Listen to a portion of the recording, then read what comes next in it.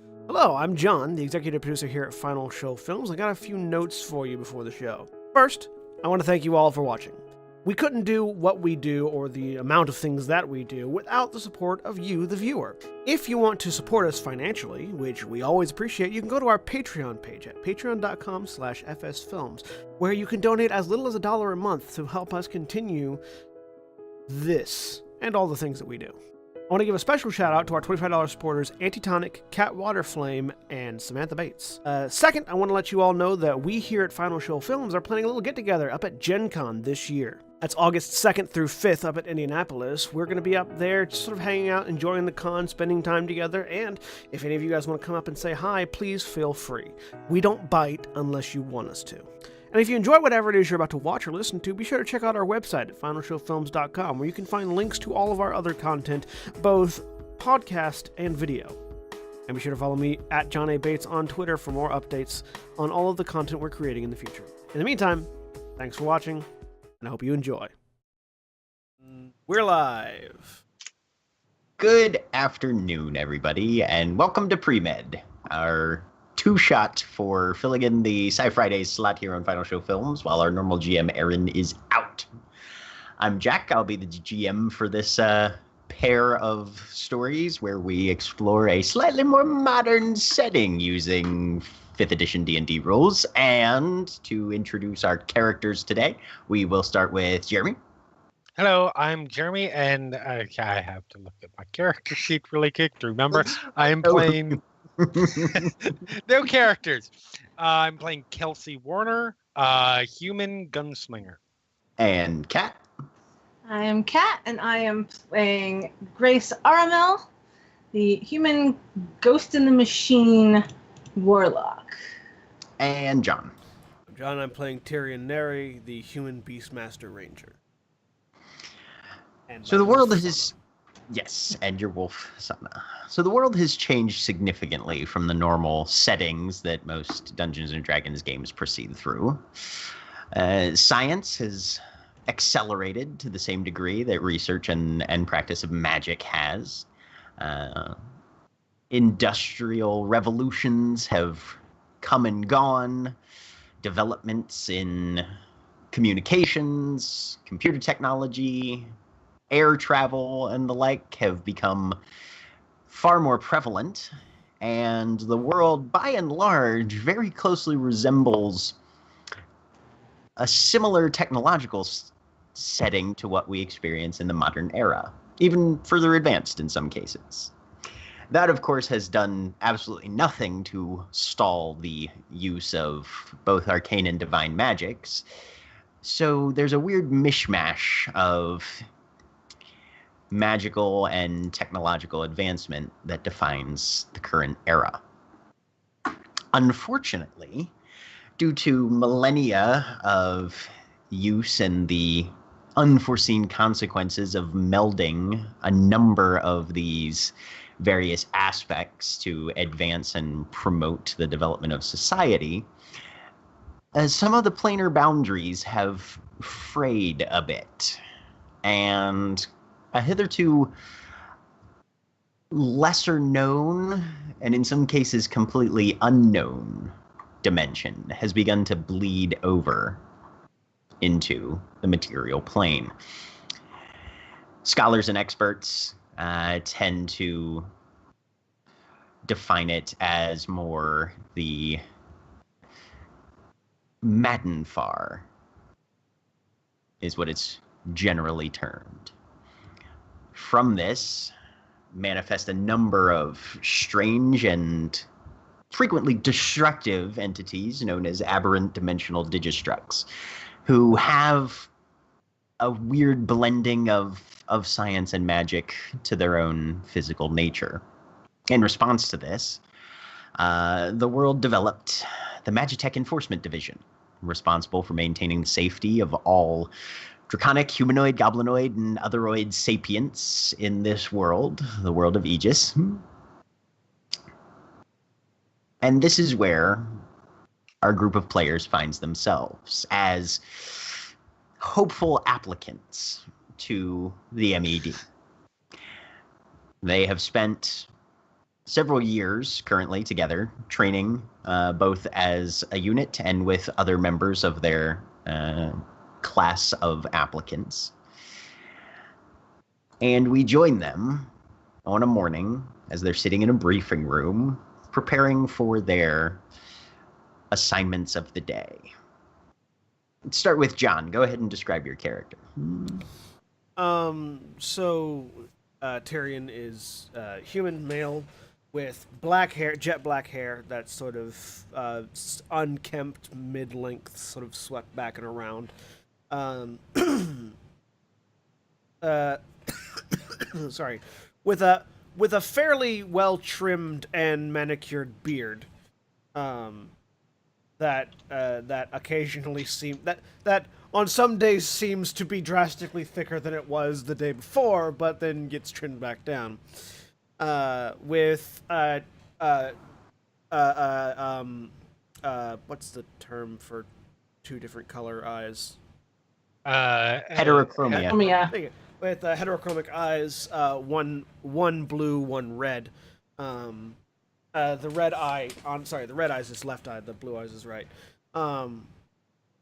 With a sort of a healed but drastic looking scar that sort of cuts down across his left eyebrow and into his left cheek. He wears all black, sort of this black long coat, pants, shirt, bracers. The bracers which have daggers on the sort of sheathed on the inside of them. Fingerless gloves. Has a sword sort of strapped to his back and a pistol in a holster on his thigh. And constantly accompanied by, he's about 6 feet tall, fairly lanky, and constantly accompanied by his wolf Sana, who is a black-furred wolf with a few different blue and red color markings on her fur, and whose forward left leg has been replaced with a cybernetic wolf paw, with a cybernetic leg in place of her real one. He carries himself. He's fairly laid back, but has this air of military about him, where it's like he's not the my hair is clean cut and I am always sitting at attention military, but the precision with which he moves gives you an air of professionalism and training that most people don't have. Seated to his left is Grace. Grace is human. She's about 5'6", really stocky. Like, you know, she's not a tiny girl by any means. Red hair, usually pulled into like double pigtails or double pigtail braids. Really pale blue eyes, pale skin. She looks like she's always kind of ready for a fight, but she doesn't look like she actually wants to get into a fight. She's usually fiddling with some sort of electronic something, taking it apart, putting it back together, that sort of thing. She's fairly quiet most of the time.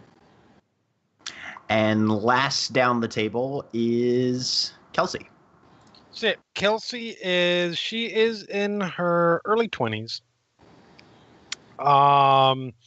And she is very much in her look plays into sort of the classic tropes of the gunslinger. She or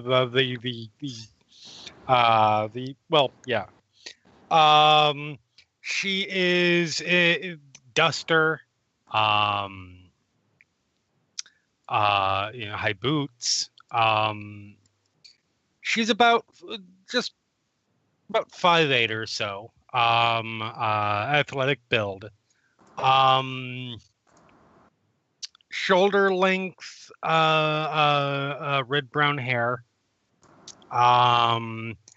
And just has a general, I would say, a very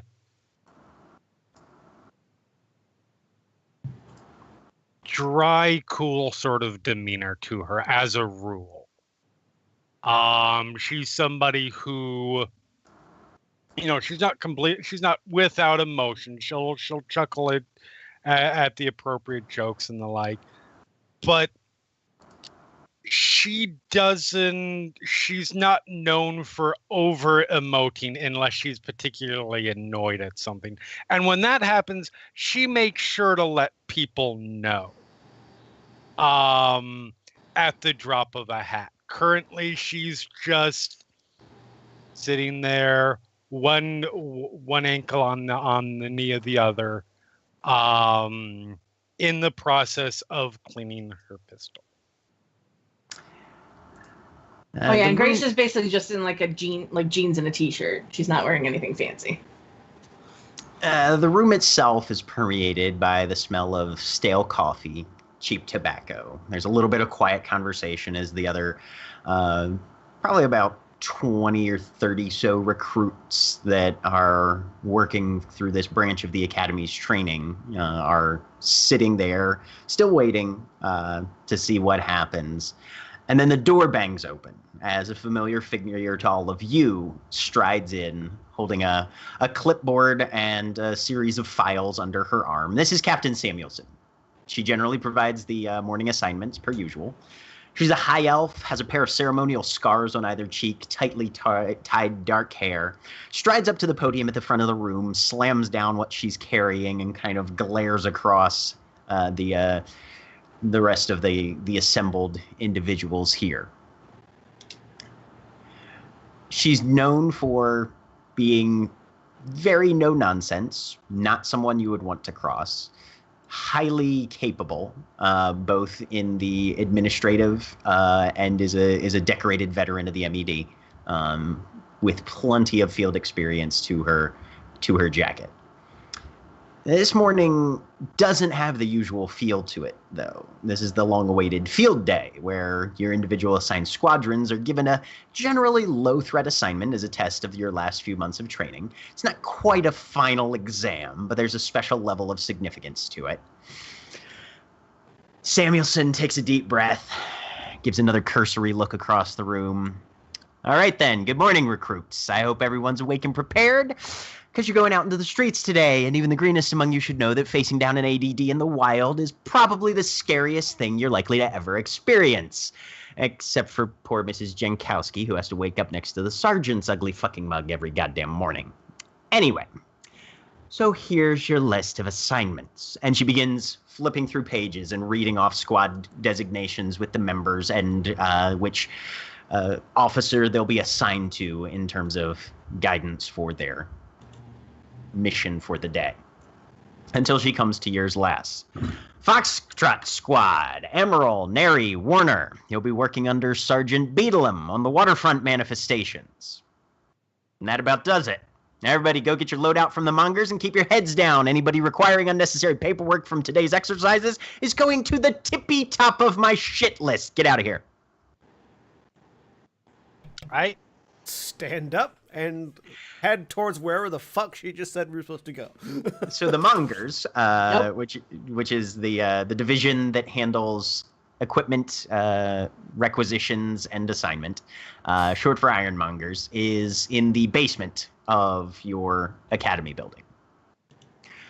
Going down there requires, of course, certification and credential presentation, which you guys all have your basic level 4. That's usually where you meet your commanding officer after you've gotten your loadout as well. Several of you have equipment that is either your own or on loan from the department, but everybody always goes down to make sure nothing else is assigned or considered necessary for whatever mission you've been given for the day. There's a number of other officers who have already graduated, plus other recruits who are grabbing something from a vending machine or whatnot before going down there. But there's a buzz of activity already. The M.E.D never technically closes, given that it's more or less a public service emergency support kind of entity. But right now things are very much in full flow as the morning's getting started. Is there anywhere you guys are going to want to stop before you get down there? Think of it as similar in nature to your normal sort of law enforcement precinct that you see on any crime procedural show. Yeah. I will stop by my locker and get my collapsible longbow and quiver out, because I realized I didn't describe myself as having those, and I do, so I need to get them, obviously. They are uncomfortable to sit in a briefing room with. Yeah. But Senna follows you to your locker where you grab the rest of those. Yep. And just basically the longbow just goes on the back of my belt, and the quiver sits next to the quiver. Basically sits on my thigh, just behind the gun, so it's easy access, right? Uh-huh. And I will stop at my locker and get my crossbow and my backpack that has all the rest of my stuff in it. Because I fire left-handed, so. Yep, cross draw. All right. Kelsey just yells to the other two, "Don't be late and get us in fucking trouble," because she's going straight there because she carries everything with her. All right. So you head down to the Ironmongers, swiping your key card to get through the maglock door, which opens. The staff sergeant on duty gives you a nod as you come in. He's familiar with most of the recruits here and recognizes you on sight. And you step up to the cage, which is a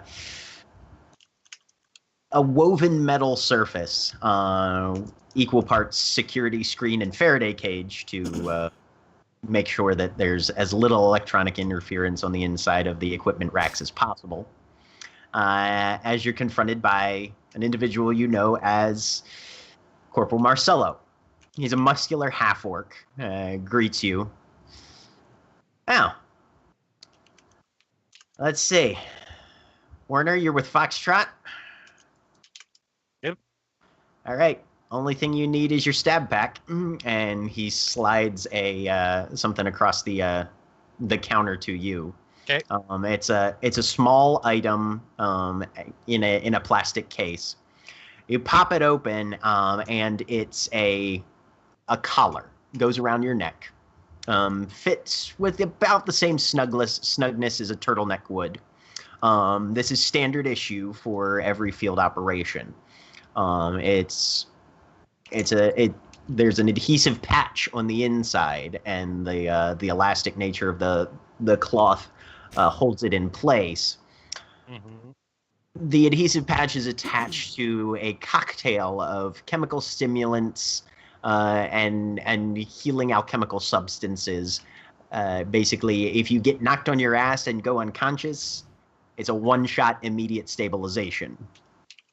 Got it. And he says, Right on. Put it on. Don't take it off. I know they're not super comfortable, but I don't want to see your face up on the list. And he jerks a thumb over his shoulder. And there's a series of photos there. Most of them candid, definitely swiped off people's social media profiles and things like that.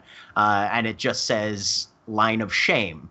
And everybody's familiar with the line of shame. The line of shame is for people who come back having expended the use of their stab pack while in the field, generally under circumstances where it should not have been necessary to employ. Right. Come on, I know better than that. Okay. Well, stay light on your feet out there. Winkler down in the TAD says that the kill wash is cropping up pretty potent today. And so, yeah, go ahead and make me a history check. Make a colloquialism check. Pretty much. Right about now is when the rest of you are walking in. Marcelo looks over Kelsey's shoulder. Neri, if your dogbot shits on the tile again, I will personally see to it that you never walk through these doors. 8. I'd be interested in seeing you try that. He laughs, and with the sort of amusement that is necessary, that is usually appropriate when someone makes a completely unsustainable threat. Yeah. Marcelo is widely known as one of the best unarmed combatants in your guys' branch of the Med here at the Academy. And when not doing Ironmonger duty is frequently one of the primary instructors for that division of the training curriculum. With an 8, you know that the kill wash is a random effect that occasionally happens due to the interdimensional nature of your average aberrant dimensional digistruct. If they are killed or destroyed, there's a release of energy that can manifest as sometimes a magical effect, sometimes simply a destructive force, and usually affects only the local area, although scholars and researchers have tried to quantify it. Mainly what can be determined is through ambient energy readings. You can kind of roughly predict, sort of on the level of being able to predict the weather a couple weeks out. Mm-hmm. You've got an idea of at least the near future likelihood of how extreme whatever effect it is can be. Sometimes it's beneficial. Most of the time it's not, or at least annoying or occasionally debilitating. Okay. But when one of them is destroyed, there is always a chance that there are unforeseen effects in the immediate local area. Okay. But Marcelo will hand out the rest of the necessary equipment that was requested on requisition form that isn't already in everybody's possession. Everybody gets a single stab pack as well. And you guys are pointed off in the direction of Sergeant Beedlam. What color is the bag that I get? Yours it's just standard military black on the outside, but there's a tag on it that says Rust. Okay. Cool.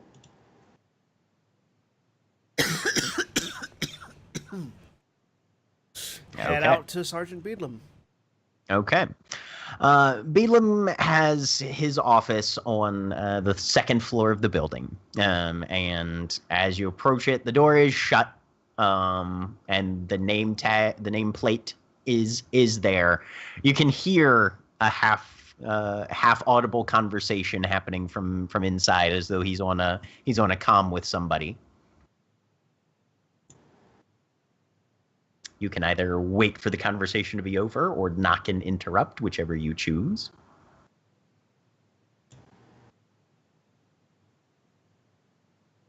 I'll be right back. Okay. We'll leave this choice up to one of the other two then. I would wait for the conversation. Yeah, I'm waiting. Kelsey's waiting. All right. It only takes about 30 seconds or so, and then you hear the click of a communicator being turned off on the inside. Some papers start to rustle, as though he's just going about whatever office work he has to get done for the day. A few moments after the papers start rustling, then I'll knock. Inside, come on. Open the door and go in. A slightly scrawnier than normal hobgoblin sits on the other side of the desk. A pair of glasses perched on the end of his nose. Definitely in uniform. And he glances up as you come in. Now, Foxtrot finally showed up. Okay. So, y'all ready for this? Sir. Of course. All right.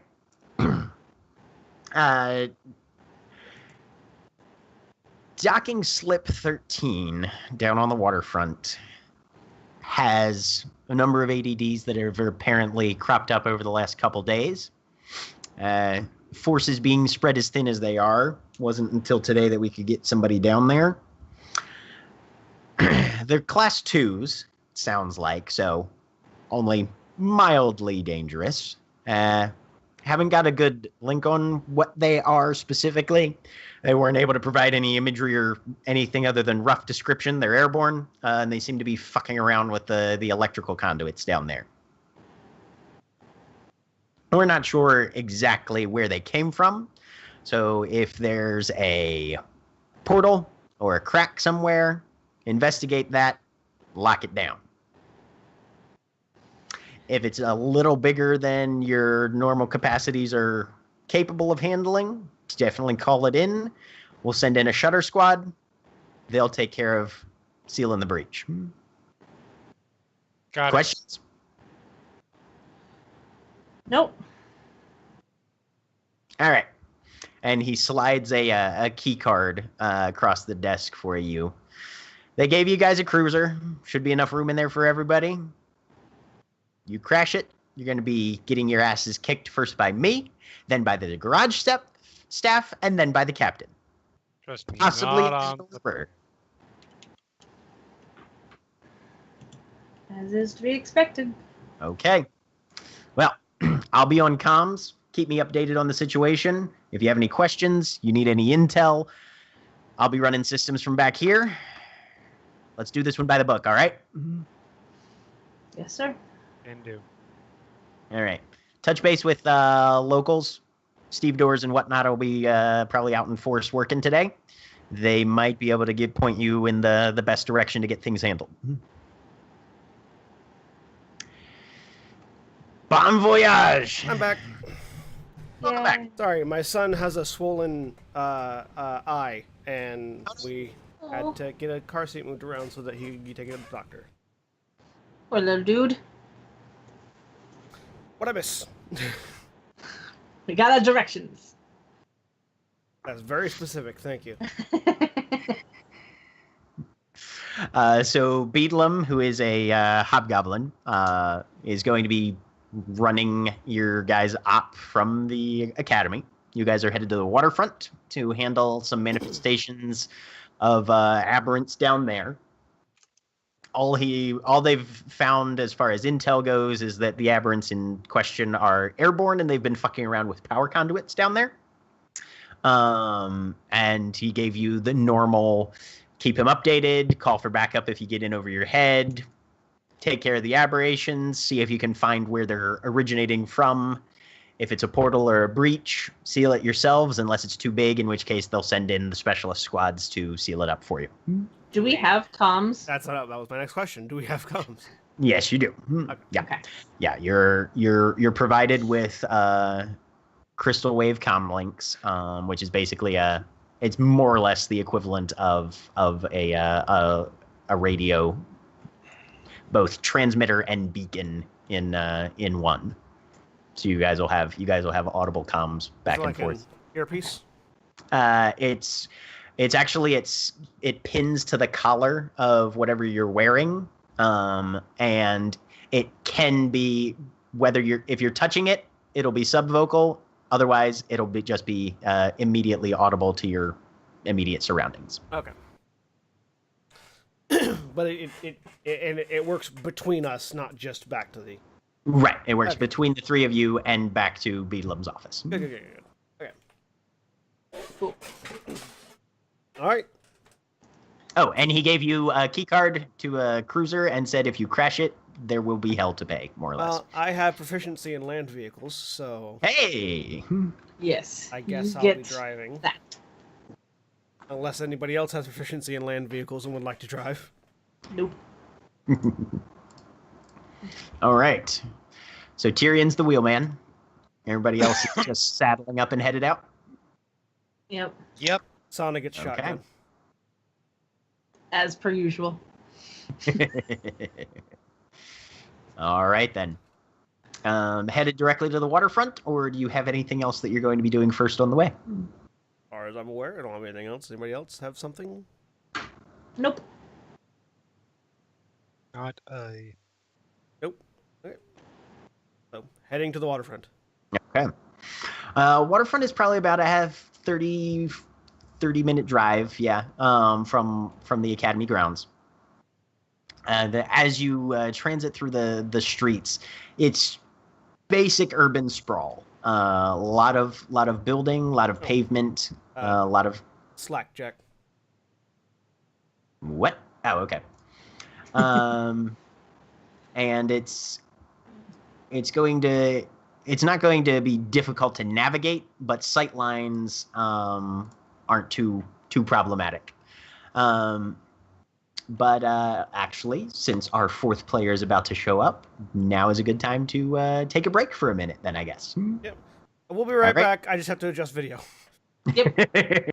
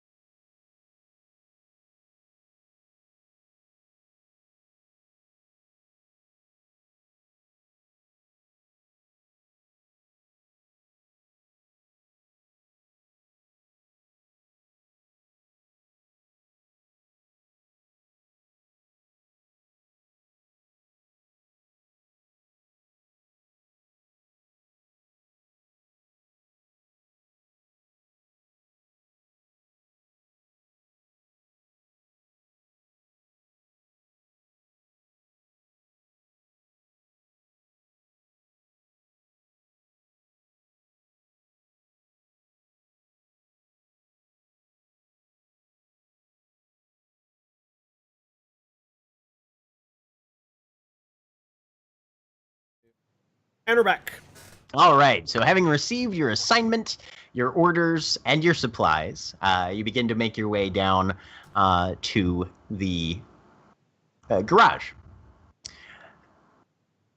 Shifting the scene slightly. Pillar, you are a fairly new applicant to the M.E.D Academy. You have been going through your basic training, but whereas a number of the individuals in Foxtrot Squad have been here for probably almost a year at this point, it's only been about 2 or 3 months for you. Okay. You're starting to get your feet under you. You've got the basic vocabulary and sort of knowledge of what to do down. You understand the threats of the aberrant Digistructs and the fact that they've been crawling through the boundaries of reality and screwing up the world of Aegis. And you're at least moderately excited to eventually take the fight to some of these monsters. You're also a fairly good card player,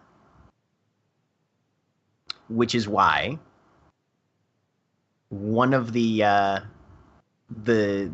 teachers, a lieutenant, currently owes you a favor and has decided to pay it off by pulling some strings and sending you along as kind of an assistant understudy on another squadron's field day. Awesome.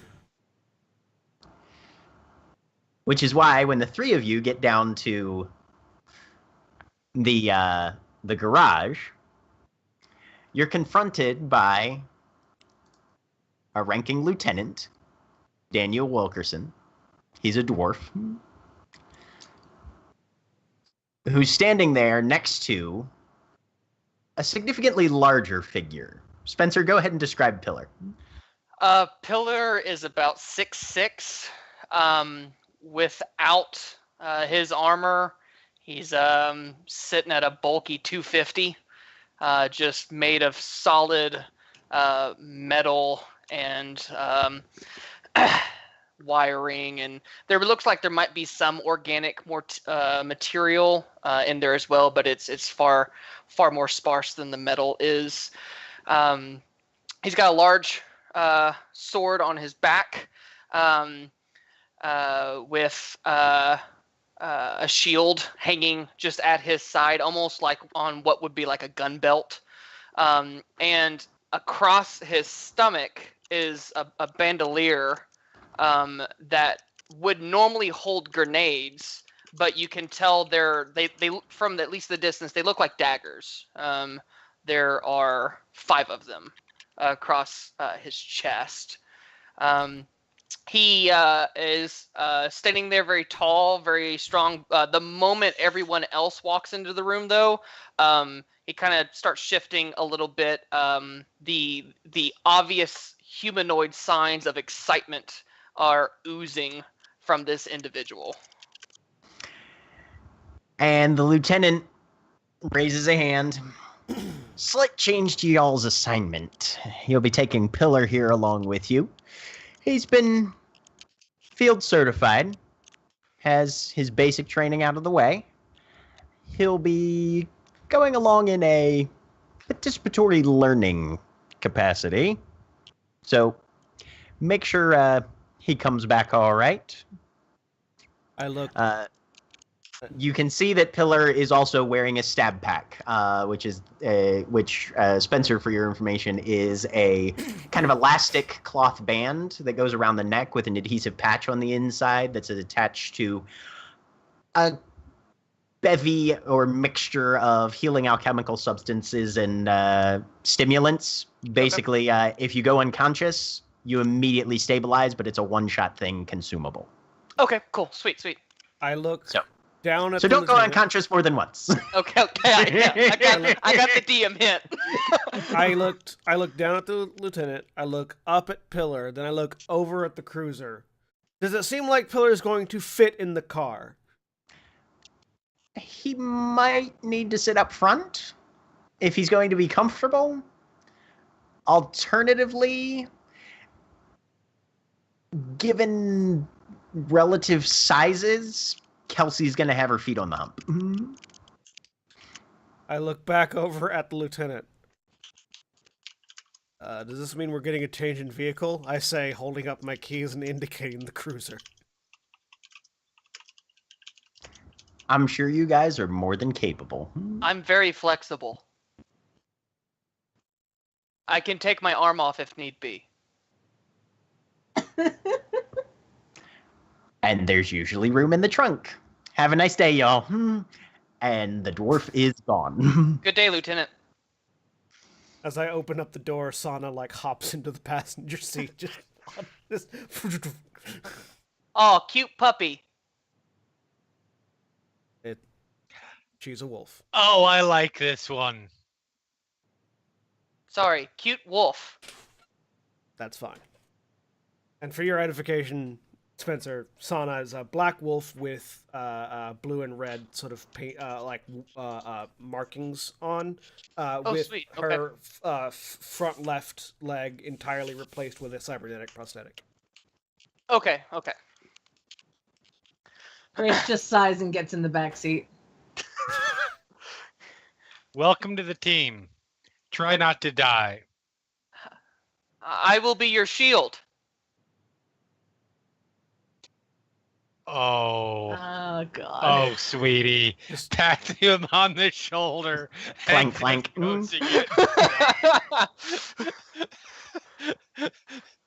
So I now have this mental image of us driving down the road.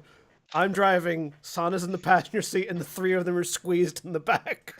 Pretty much. Pillar's head's like broken through the roof of the Like Pillar's just like sitting like this the whole time. Pillar's got his right arm like out the window and also holding his left arm in that hand, so it's just outside of the cruiser. Yes. It's just sparks coming. Keep it as he goes by. It's just occasionally sparks flying up as he lets it drop too low. Yeah, fingertips. Gary, Yeah. one of these days, we're gonna have a conversation about the seating arrangements. Once we get going, I turn up the music. I turn up the radio. Pillar goes, so what is our mission? We've got what was the I wasn't in the room for the full briefing. What was the description for me again? I'm gonna find some shit. That will be easy. There are many organics already in this vehicle. It was air spirits fucking with the So power there's lines? there's ADDs down at the waterfront. Yeah. The main intel that you have on them is that they're a class 2, which means not harmless, but not super dangerous. They are airborne, and they've been fucking around with the power conduits. You guys are responsible to take care of the ones that are there, see if you can find where they're originating from, and shut down the dimensional breach that is giving them access. If it's too big if it's too big for you guys to shut down personally, or things are getting too dangerous, or just outside of your depth, call in for backup. And Sergeant Beadlam will get you the support you need. The implication being, of course, since this is technically a test exercise, don't call in for backup just because you get want spooked. it. Right, yeah. Do everything you can to handle it yourself. But if things get dire, there is, you're not supposed to all die out there. Cool. Because a lot of paperwork and the captain doesn't want to deal with it. So I will reiterate that to Pillar while driving. Awesome. So This should be fun. What kind of experience do you have? I was created to help law enforcement. I have a lot of experience on the street and dealing with local issues and specifically a heavy focus on gang violence.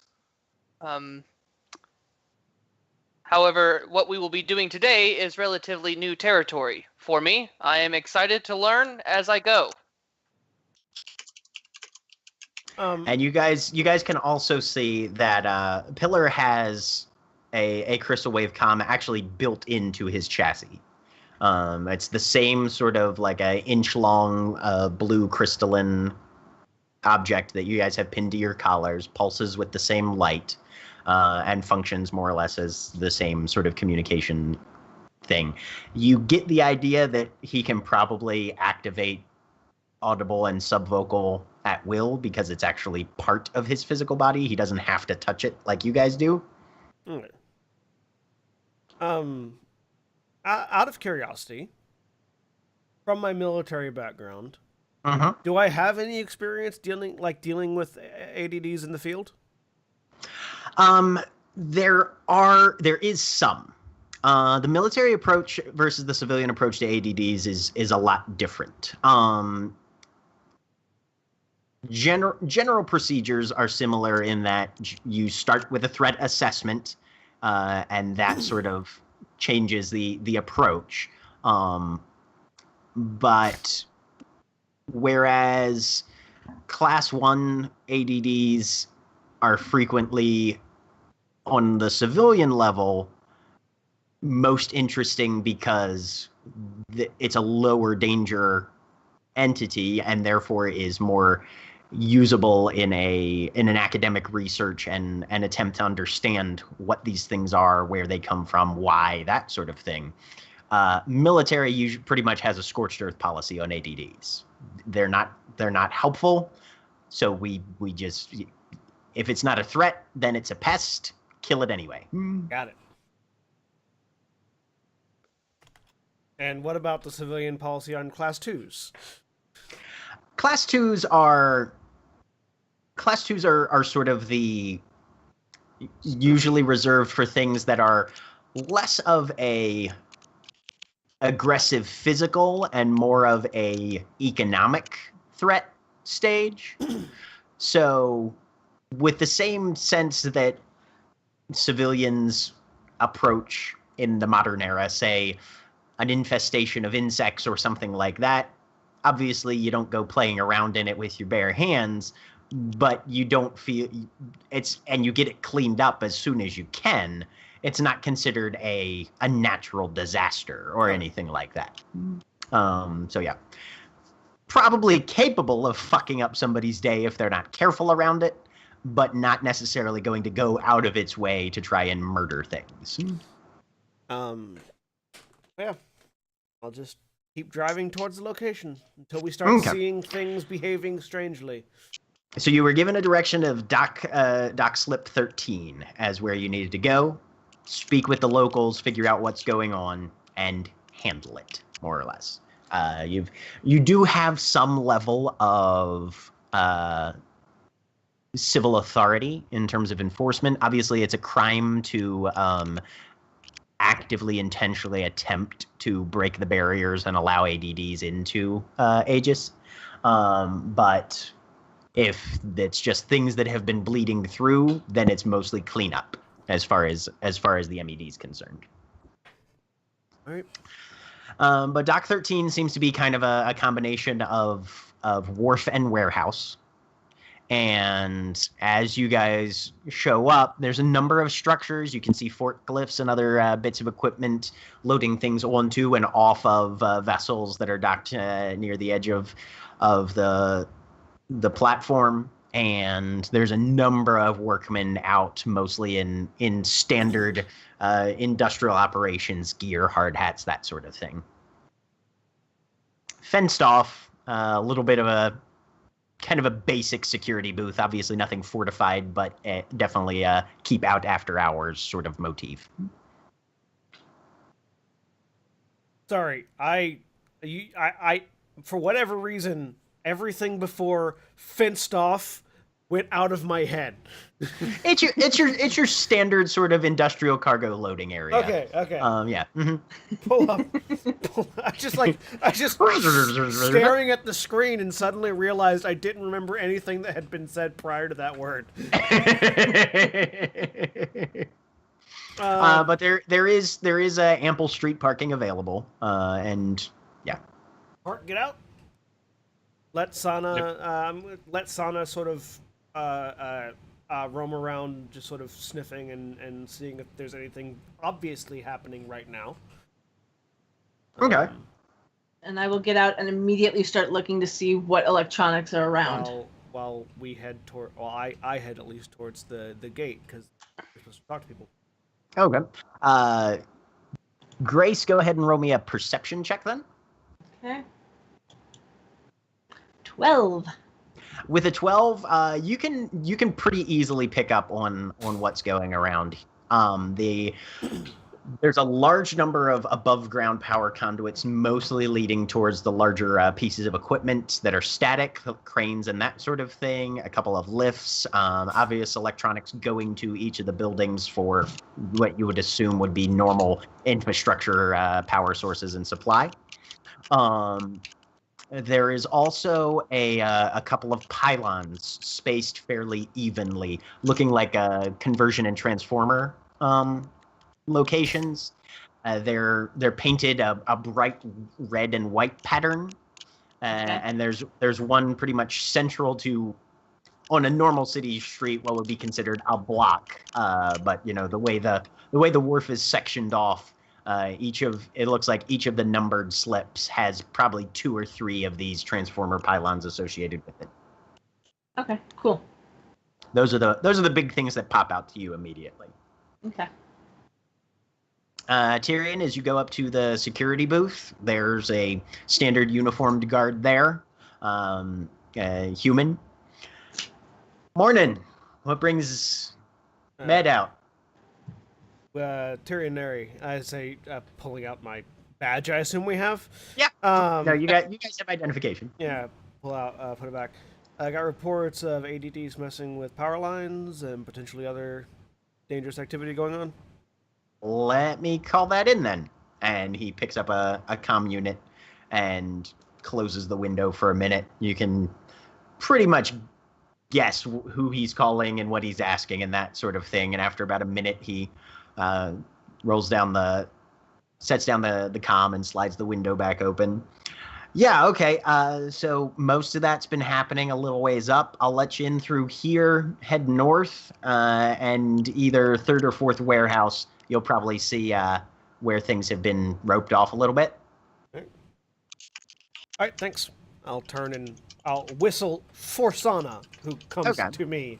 I don't know if the others react to the whistle as well, but Pillar follows we are after not the whistle. your pet. At the whistle, Grace will start walking. Yeah, Pillar does too. like the moment the audible noise hits air frequencies, Pillar starts walking. Kelsey watches all this and just.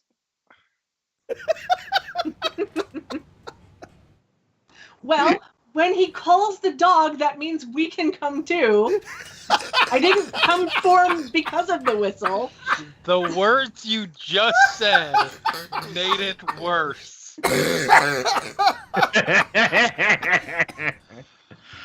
And as no you die, approach John. No the die. opening gate, the guard will lean out. Oh, and keep the animal close by. Don't want... Yeah. It is not a puppy. I don't care. Just don't let it wander. don't worry. Thanks. Best of luck. And the gate rolls back, and you guys are allowed access to the cargo area. As you can see, things being transferred back and forth. Most of the ships have a beam of maybe 30 or 40 feet. These aren't your, huge cargo liners. This is more local, shorter range stuff that's apparently getting moved up and down the river. Right. As we're heading towards the roped off location that was indicated, and I'll point out the direction we're going for everyone else. I do just want to keep an eye out for anything happening that's not there, because things might not have stayed in the quarantine location. Yeah. There's a number of workers that are mostly just paying attention to your to what they're doing. Because hey, moving large, heavy cargo containers takes a little bit of concentration. You can't necessarily just rubberneck. There's a couple guys on a smoke break that kind of crane their heads as they see the four of you wandering down the wharf. But nobody really gets in your way. It's probably about 5-minute walk before you get to the point where you start to see. Jeremy's holding a hand up. Oh, Jeremy. Yeah, I've been trying to say for a couple minutes now. Sorry. Kelsey is keeping a ways back from the group. Okay. Still generally moving in that direction, Sure. but she's back guarding the group. Okay. So she is not part of the four. Sounds good. You thinking like what, 15, 20 feet or so? Probably like 20, 25 feet.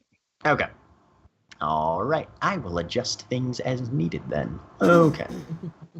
But if you guys aren't stopping to talk to anybody along the way, you are unobstructed.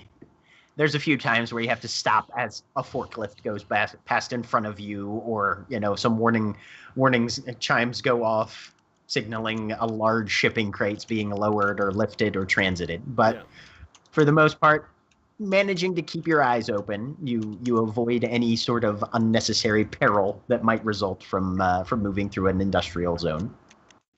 Is there any sign that ADDs might be active in other locations? Nothing is popped noticeably, no. You do see that most of the operations here are mechanical. There are certain areas. Actually, give me a history check, anybody who's interested. Sure, why not? 4. I'm good at history. 24. Grace, you're familiar that there are areas where industry runs primarily on magical application rather than technological, and what you'd be expecting out here would be mostly a bunch of wizards using telekinesis to move shit around. And there are pros and cons to both approach, but this one seems mostly mechanical. Okay. But as you guys approach the zone that was indicated, let me move you all to the map. And as we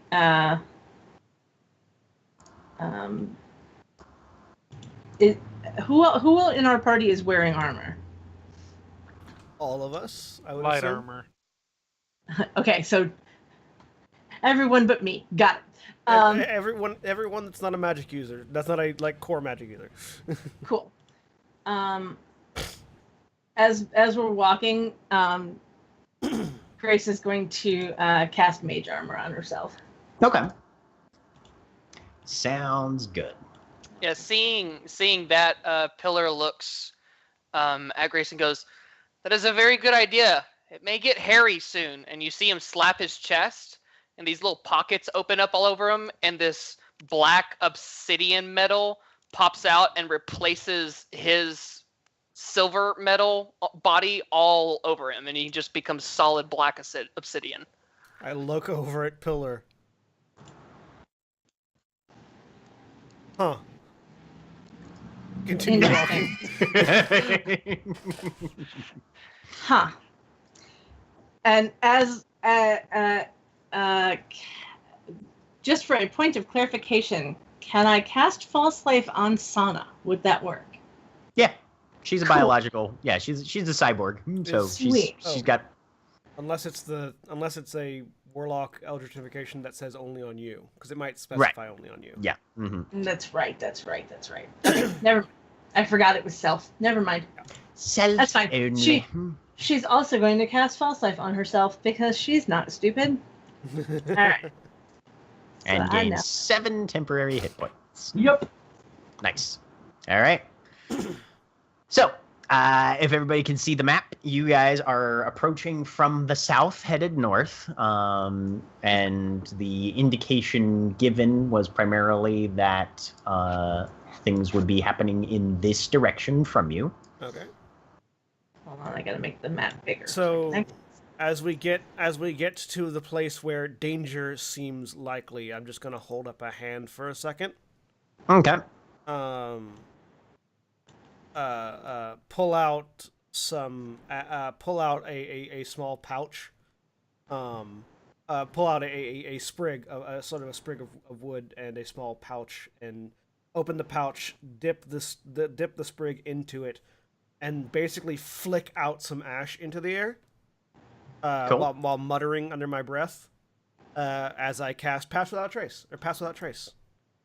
Nice. Nice. So let's and then reaching up to touch the sub-vocal comm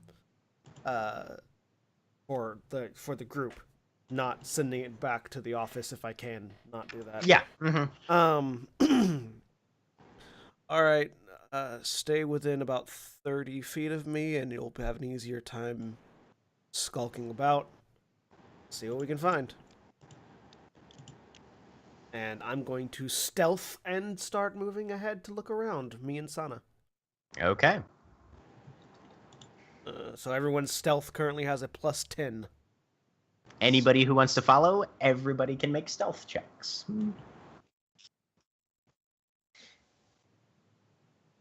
Why? Oh, you have to turn off the guidance. You have to turn off guidance, yeah. So There's a checkbox that'll be next to it that you can unclick. The global save modifiers.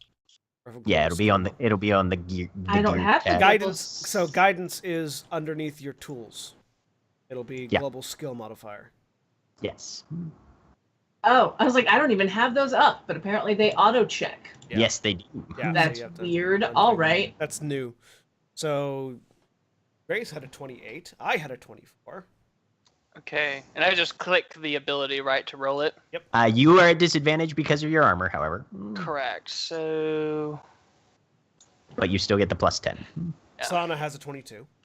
Okay. So an 18. 18. All right. This is why I cast Pass Without Trace. Yes. And is Kelsey continuing 21. or 21? All right. So We're continuing for the moment. reasonably quietly, you guys begin to make your way up the dock. So you guys can go ahead and proceed up to roughly about here-ish before anything might happen. Here, where-ish? You probably pinged on the GM layer. Oh, I may have done that. Oh god, I missed it. Right about there. Okay, yeah. So I'm basically using the walls of the warehouse, like moving from wall to wall, Mm-hmm. so that I'm always have a wall next to me. Right, using obstructions as cover, that sort of thing. Yep. Yep. Pillar is just walking down the middle of the sidewalk, assumably only being quiet because the spell is softening my feet. Yeah. Pretty much. It's fantastic how the spell affects both sight and sound. But as you guys get closer, you can start to hear a faint crackling. Sounds very electrical in nature. But nothing seems to have noticed you or caused any disturbance as of yet. Both I and Sana are trying to identify the location of the sound. Okay. Seems to be coming from sort of directly ahead and then off to the right a little bit. If there's another warehouse in a similar position but further up, somewhere like that. So I will, over the subvocal comms, I'll say, Pillar, check out that corner, would you? All right?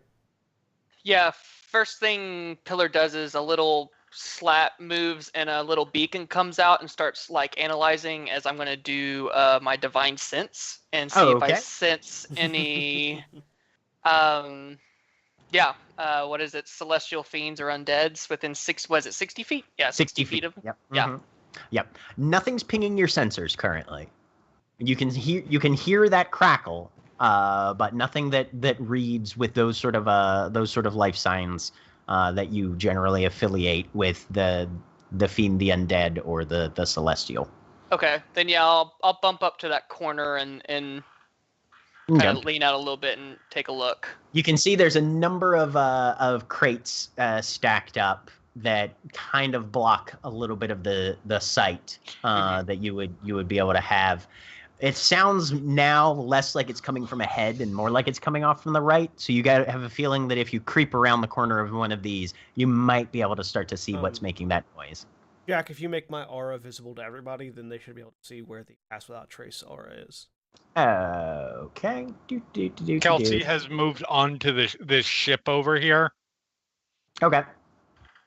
Good vantage point to shoot and kill people from. So that way she can cover. Can everybody see the aura now? Yes. Yeah. Okay. So that there's way she's the Pass Without covering. Trace. Okay. I'm going to be moving up.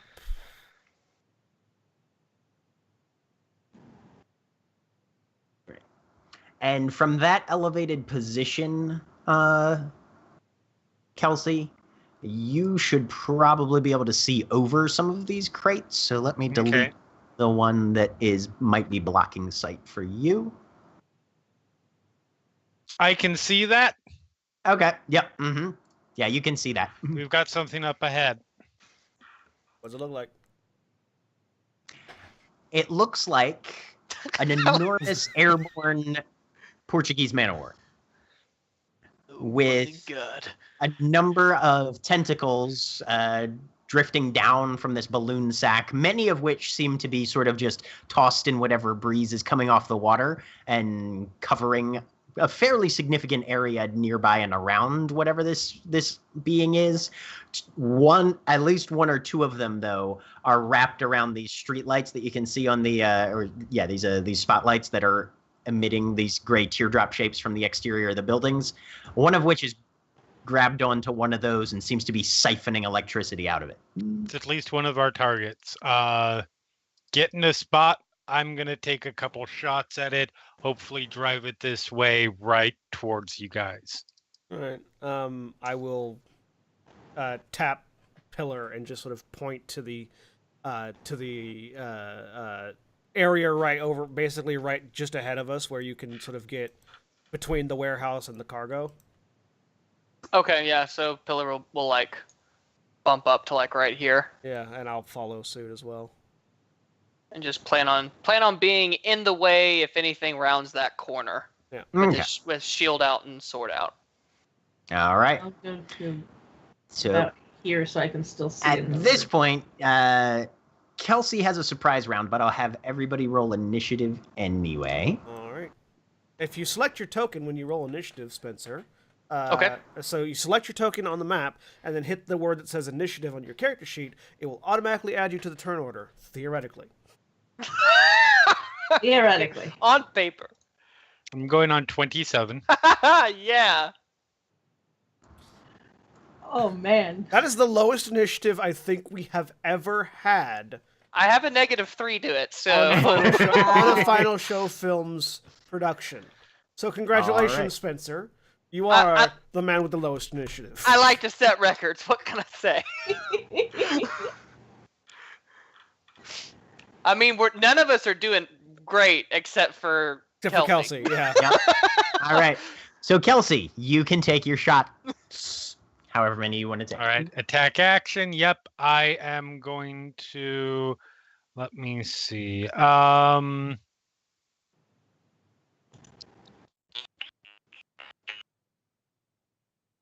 I will spend a grit point on my first attack for violent shot.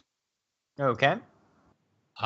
Which means it get a +2 to the misfire score, and if it hits, I get an additional die of weapon damage. Okay. And you're spending just one? Just one. Okay. I think you can only spend 1 point per action. It says One you or can more. spend. I mean, the description you've got there says you can expend 1 or more grit points. Oh, to increase, yes. No. Right. Yeah, Mhm. just 1 for that. I meant, yeah, you can't like violent and Oh yeah, no, you can only do 1 per. Yes, Yeah. you're right. Yep. One All trick. right. Go ahead then. 16 hits. hold on, I need to check. Okay, misfire is 1, so plus 2. Is You a 3. exactly misfired. You course I exactly misfired. Of fucking course I did. Well, the good news is that shouldn't, at this particular moment, that shouldn't necessarily tip it off. So I should still get my full attack once I fix Oh yeah. it. Yep. So yeah, you aim down and there's a click. And Followed something. by a fuck. Yes. Fucker. Followed by a very quiet. All right, really quick. Fix it. All right. Tools check. Dexterity. Plus proficiency, I think. But yeah. Yeah. Mhm. 15. It cleared. Hey, everybody else is in front of you. Nobody noticed. Yes. I hear. What's taking so long? Aiming. Hang on. Hang on. Hang on. Awesome. Wait for it. It is a hearing check, so Sana noticed. But Sana doesn't say anything. Oh, come on. Sana Heard a single attaches click no significance to the 30 noise. feet away. Okay. No, Sana has no idea what that noise was. There we go. I did not use violent shot. Okay. So it's a 25 to hit Yes, indeed. for 10 piercing damage because I rolled minimum damage. There's first shot. I get another attack Mhm. for a 28 to hit So for 18 piercing damage. nice. It's a total of 28. Okay.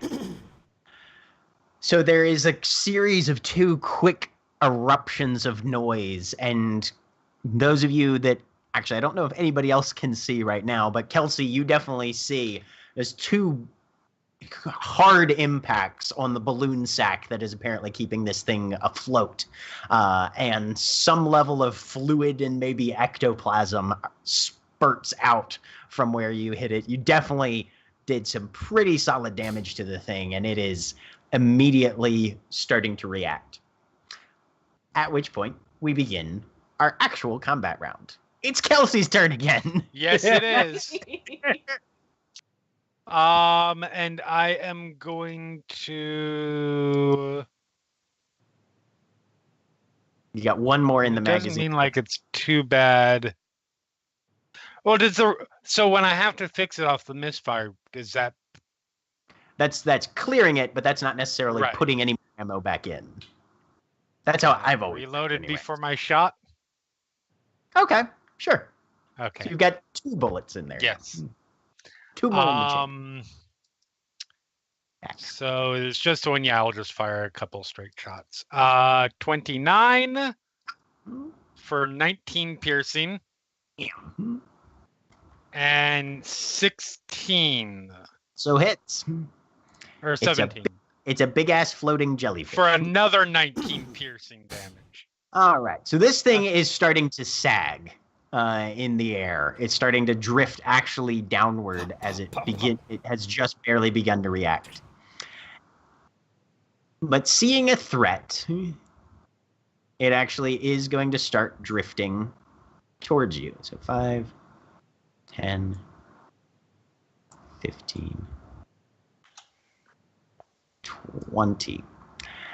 And right about now that it's sort of away from whatever it was feeding on, you can see those tendrils that are drifting down in the air beginning to just blow and flail wildly around it, even curling down over the edges of the shipping container and erupting a level of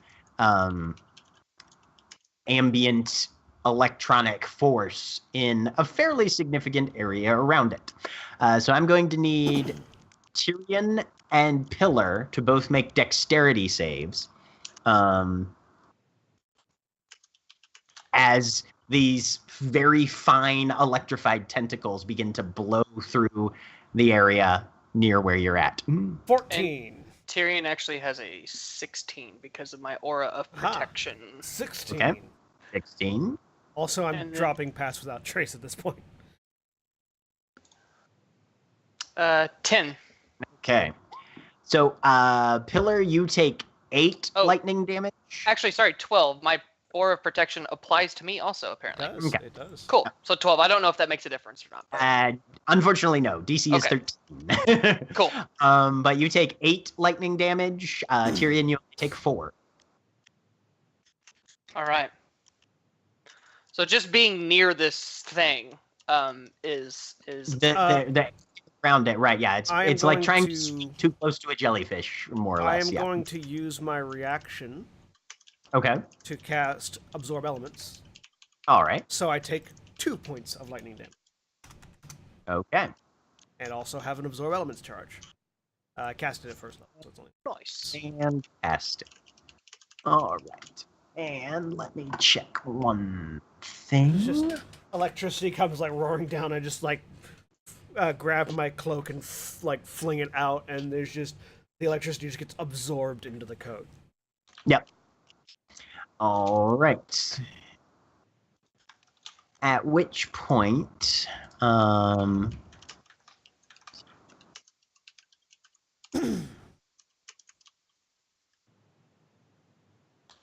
you begin to see 2 more, Kelsey, beginning to emerge from further back near that first warehouse. Tyrion, it's your turn. Yep. I'm gonna use a bonus action to yeah, I'm gonna use a bonus action to cast Zephyr Strike, Okay. which is basically just gives me some bonus damage and lets me move a little bit faster. I'm going to shift out of here. Can I tell just by looking? One, have I ever seen this kind of ADD before? Give me a Arcana roll. 17. With the 17, you've seen rough diagrams and descriptions. This is what is known as a skyfish. Generally, they are affiliated with a particular element, and much of their physiology is infused and sustained by such elements, and therefore being attacked by such an element is usually ineffective at best. Yeah. But yeah, and they function very similarly to a biological jellyfish, where they're slow, but they drift, and anything that they can latch onto gets hurt. So do I have an idea of? So were we shocked because it touched the cargo container, or were we shocked because we were within a certain distance of it? You were shocked because those fine tendrils with electrical energy drifted on, and some of them actually made contact with your physiology. Yeah. Okay. You so dodged out of the way of most of them, but Pillar was unable and actually Pillar got didn't even move. lashed across. Right? He's like, oh shit! Ow, that hurts. Yeah. What's this? So is it? I You've guess- seen Finding Nemo, right? Yeah. Yeah. I guess the question at that point is it a thing where it's like, so long as you're within their area, you take damage, or do they have to actively try to attack you at that point, or what is it? So there's some ambient damage just from being in their normal area. They also have the capacity to actively attack things as well. Okay, so over the comms, I'll say, keep at a distance if you can. Don't use electricity. And I'm going to 5, 10, 15, 20, 25, 30. You hear back, oh darn, here there go my plans to fisticuff. You're not the only one on this channel, Kelsey. And I pull out my pistol, Okay. and I'm going to take a couple shots. All right.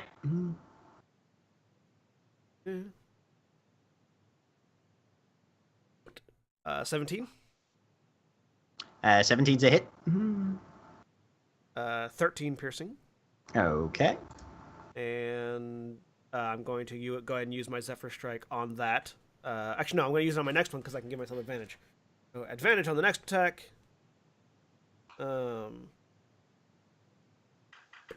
21. Also hits. So that's going to be 11 piercing and 1 force damage. Okay. As it's just that little extra oomph. Right. So yeah, 2 more shots. These much quieter, just with a little spit out, and anybody who can see this skyfish immediately notes more rends and punctures happening to whatever type of physiology makes it up. And I'm going to continue my move because Zephyr Strike gives me an additional amount of movement. It gives me 30 more feet. Yep. Yeah, 30 feet. So 5, 10, 15, 20, moving into the warehouse.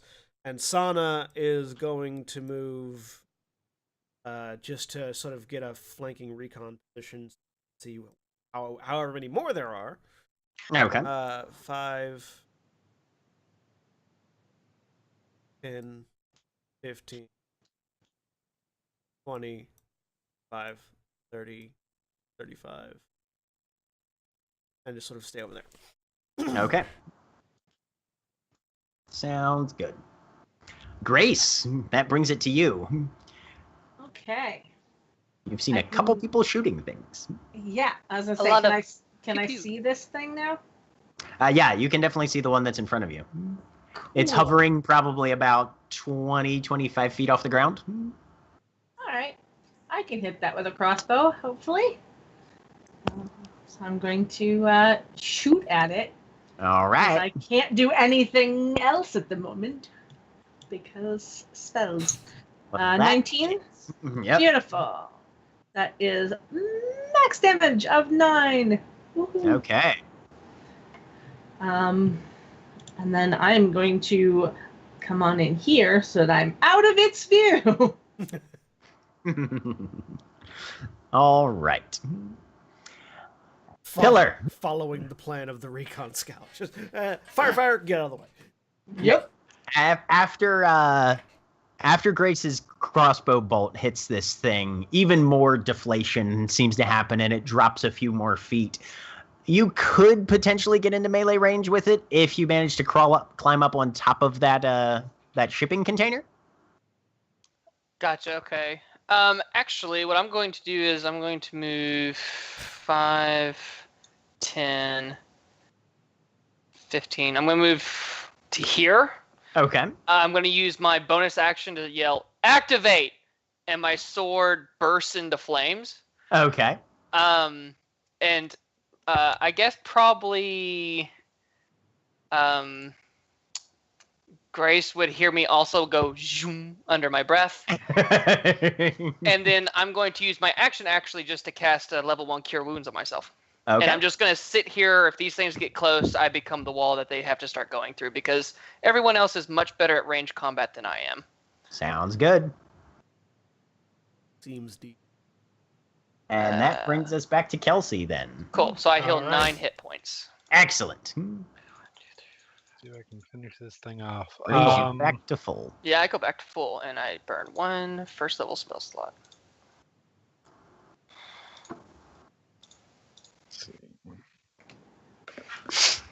All right, we will. Let's see. Where is it? Yep, we will go ahead and spend a grit point for a piercing shot. Okay. So if I hit this one, I then make an attack roll with disadvantage on the next one. Yep. Sweet. They are lined up for that. 29 or 31. Sorry. That hits. For 17 piercing damage. All right. So you just punch a wide gaping hole through the balloon sack of this first one, and it immediately deflates and starts drifting down towards the ground. It makes it about 5 feet down before it just kind of winks out. Sweet. I need you to roll a d20 Okay. because you Really killed quick an before I ADD. do that. Before I do that, do I get my grip point back? Yes, you do. Something. Okay. That's all I care Definitely about. What happens when you kill an ADD, Precious?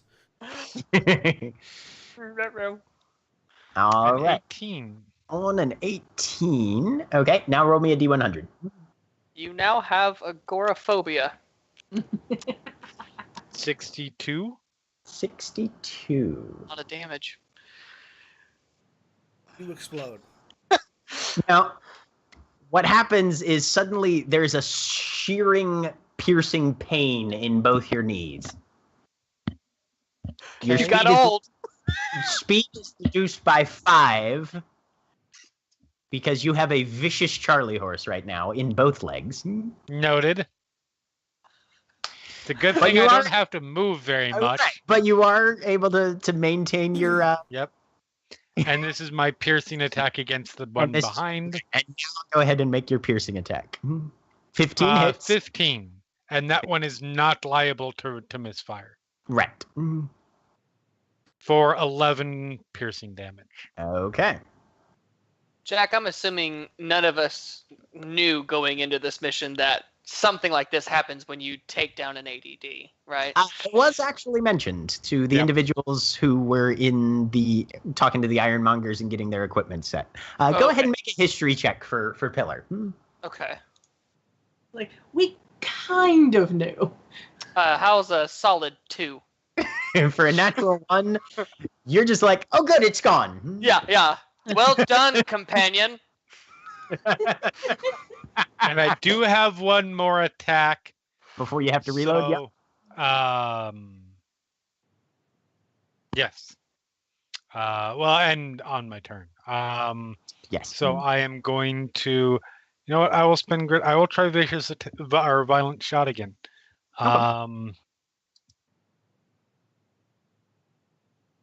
Really? Again, the It's a exact sign. number I need. Fuck! God Damn it! So that's 2 bullets that have unfortunately been wasted. Yep. Okay. Anything else for your bonus or move? No, because I still have to spend actions to. I almost feel like it's worth it to. You know what? Fuck it. I'm gonna action surge. Yes, you are. Action Surge is a good choice. Granted, I'm going to action surge to fix my gun and then reload my gun. But hey, you know? You can then fire one more time because you have 3 attacks, don't you? I don't think so. Do Oh. I? Wait, do I? No, not until 11th level. Oh, I that's next level. think that's 11th level. So Yep. close. So close. Yep. Oh, Oh no! Oh no. Oh no! that is a natural 1 on the reload check. Yes, that gun is currently broken. I love that a natural 1 is still a 10 though. I'm sorry, Jeremy. All right. See, Spencer, you know how I roll really well on this is how I roll when his d20s come into play. Sounds like Regular dice. I was like, what's going on? No, this is normal for me. Jeremy. This is very normal for Jeremy. I'm the person who can say when I'm playing a wild mage sorcerer, all right, here is my wild surge. Yep, wild surge. Okay, here's where I cast a fireball on myself. Fireball. All right. So the other 2 skyfish make what for them is an extremely quick movement, which for any of the rest of you is like, wow, you guys are slow. But one of them gets within range that Pillar will need to make another dexterity check. You can see it coming this time, just this wafting cloud of Jeremy. I just realized I still have one action left, or one attack, or an action left. No, wait. No, never mind. Ignore me. I'm Okay. thinking action economy is weird. Never mind. Yes, it is. Okay. You're good? Yeah, I'm good. All right. And you can see this fibrous mass of electrified tentacles just covering a significant area beneath this thing. So go ahead and make me another dexterity save for Pillar. That is a Let's see. 12, or no, 13. 13. All right. So yes, you just succeed. So it will be half damage for you. Awesome. Oh, and I closed the character sheet for no apparent reason. Hang on a second. Ba-doop. Okay. Actually, I stand corrected. I have rapid repair at 10th level, so that was a bonus action to attempt to repair. I still have my action for my action search. Okay. Cool. So I pull out my palm pistol, Right. and I'm going to take 2 shots. Okay. Well, you think you're going to take 2 shots. Since they're normal attacks. 25, yes. 25. I mean, they wouldn't have been Misfires but anyway. Yeah. You only get their palm pistols reload 1. Oh, you're right. You are correct. Okay. So you get off one shot. 13 damage. 1 shot and reload. 1 shot and reload for the Yep. palm pistol. Okay. 13 damage. Poke another hole in this one that Pillar is now having to duck out of the way of. And Pillar, you only take 5 lightning damage this time. Able to fend off a number of the tentacles. You dodge out of the way of some of them, and then you try and block some of them with your shield as well. But the shield is made of metal, which is attached to the metal of your body, and pretty much just zaps you right through. But not nearly as bad as it could have been. Awesome. Cool.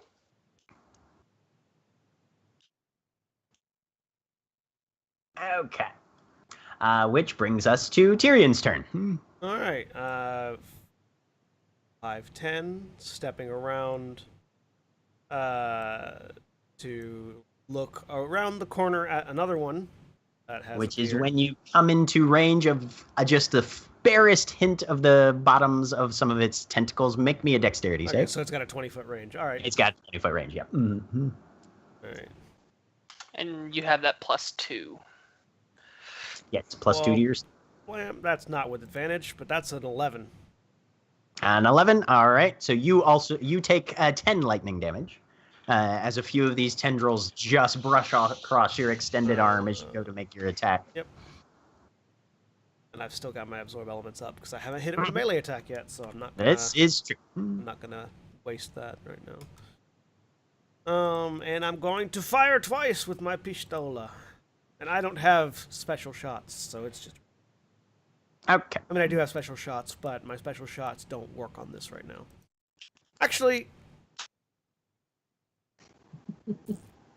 question, Jack. Yeah. What happens to a floating target when it gets restrained? Since it has hover, it can't move per se, but it doesn't fall. Yeah. Yeah. Okay. Depends on how it's I'm flying. going to use my bonus action to cast Ensnaring Strike, and then fire. Okay. At least keeps it from moving laterally. Yeah.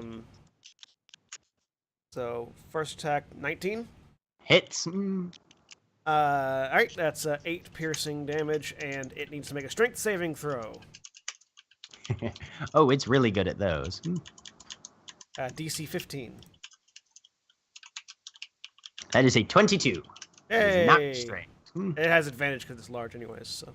Yeah. Alright, well, I tried. Second shot. That's a natural one, which is also a That's a misfire, so misfire. my gun jams. Right.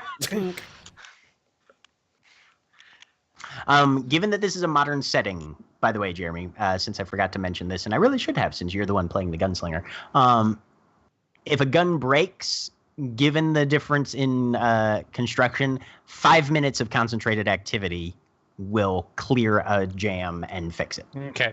So you can definitely do it over just a short rest, and it doesn't cost money. Right. Nice. Yeah. This is why I have a longbow as my backup. Yes, it is. Okay.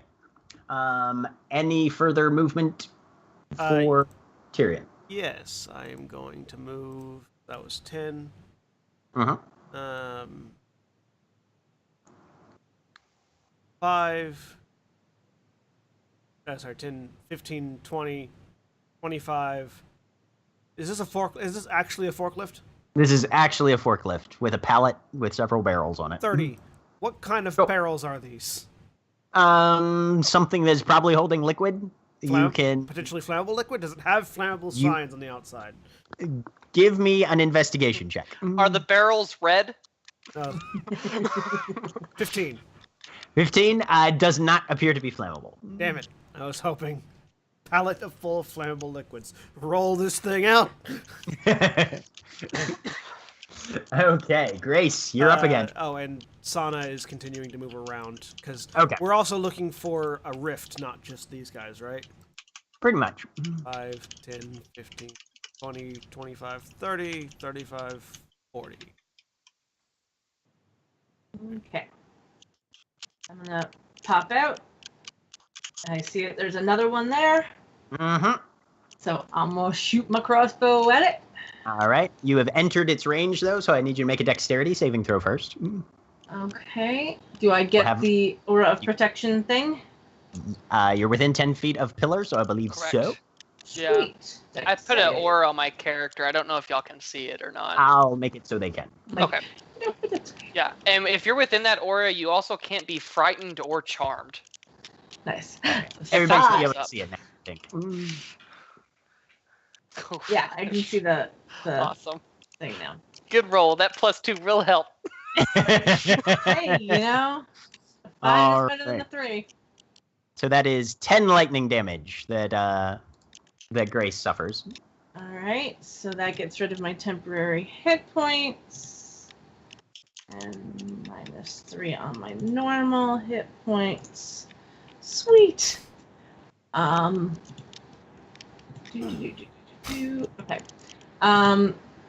Sure. I'm gonna shoot at this thing. Okay. That's a 22 Which definitely hits. for 8 piercing damage. All right.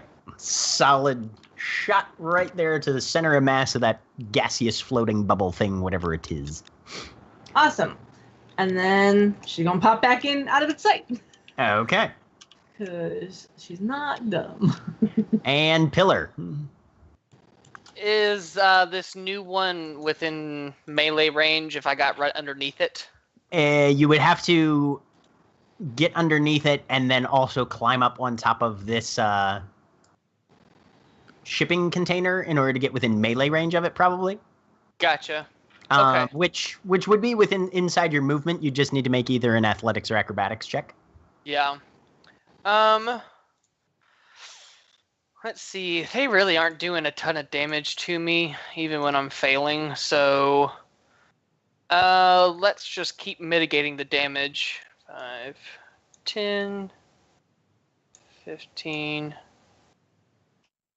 20. And I'm going to pop to like right here. Okay. And I'm going to take the defend action, or whatever it's called, to...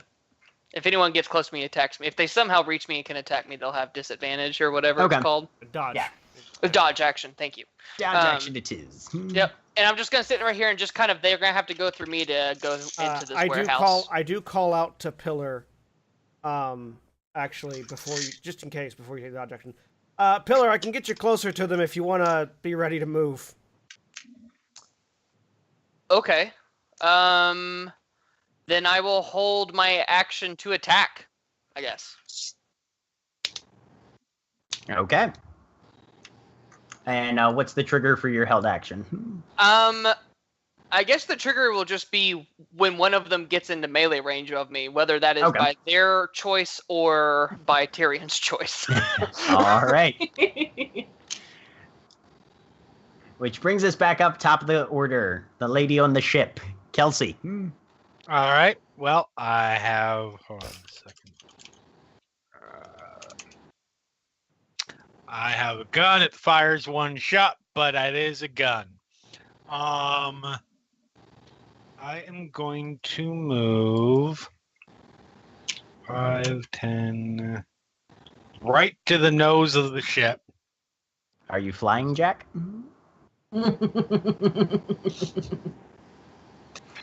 Yeah, you can line up a piercing shot from there. Yep.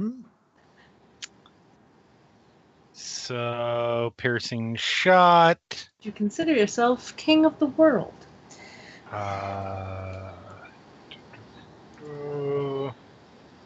So that is a 30. 30 definitely hits. At least for the 15 first piercing to the first one. one. Okay. Starting to look a little ragged, that one. And 13. Just misses. Okay. Did you take the lucky feat? I did not take the lucky feat. Okay. And I will reload. Okay. Cursing everything fairly loudly. All right. And for the first time, one of these skyfish gets within striking distance of somebody. Yeah, and it's me. Oh, wait. The other one sneaks through the wide open doorway to the inside. All right. So, neither of you are within reach of its tusks, so it is simply going to make its 2 tentacle attacks, one against Pillar and one against Grace. Pillar, your AC is 21. Correct. That will be a miss with an 11. Grace, your AC is 13 at the moment. 13.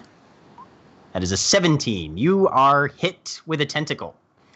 This long pseudopod whips out and lashes around your shoulder and arms. You take 18 bludgeoning damage and 5 lightning damage. Fuck. And you are restrained.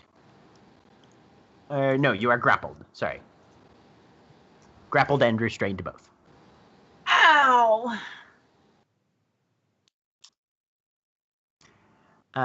You also need to make a dexterity save.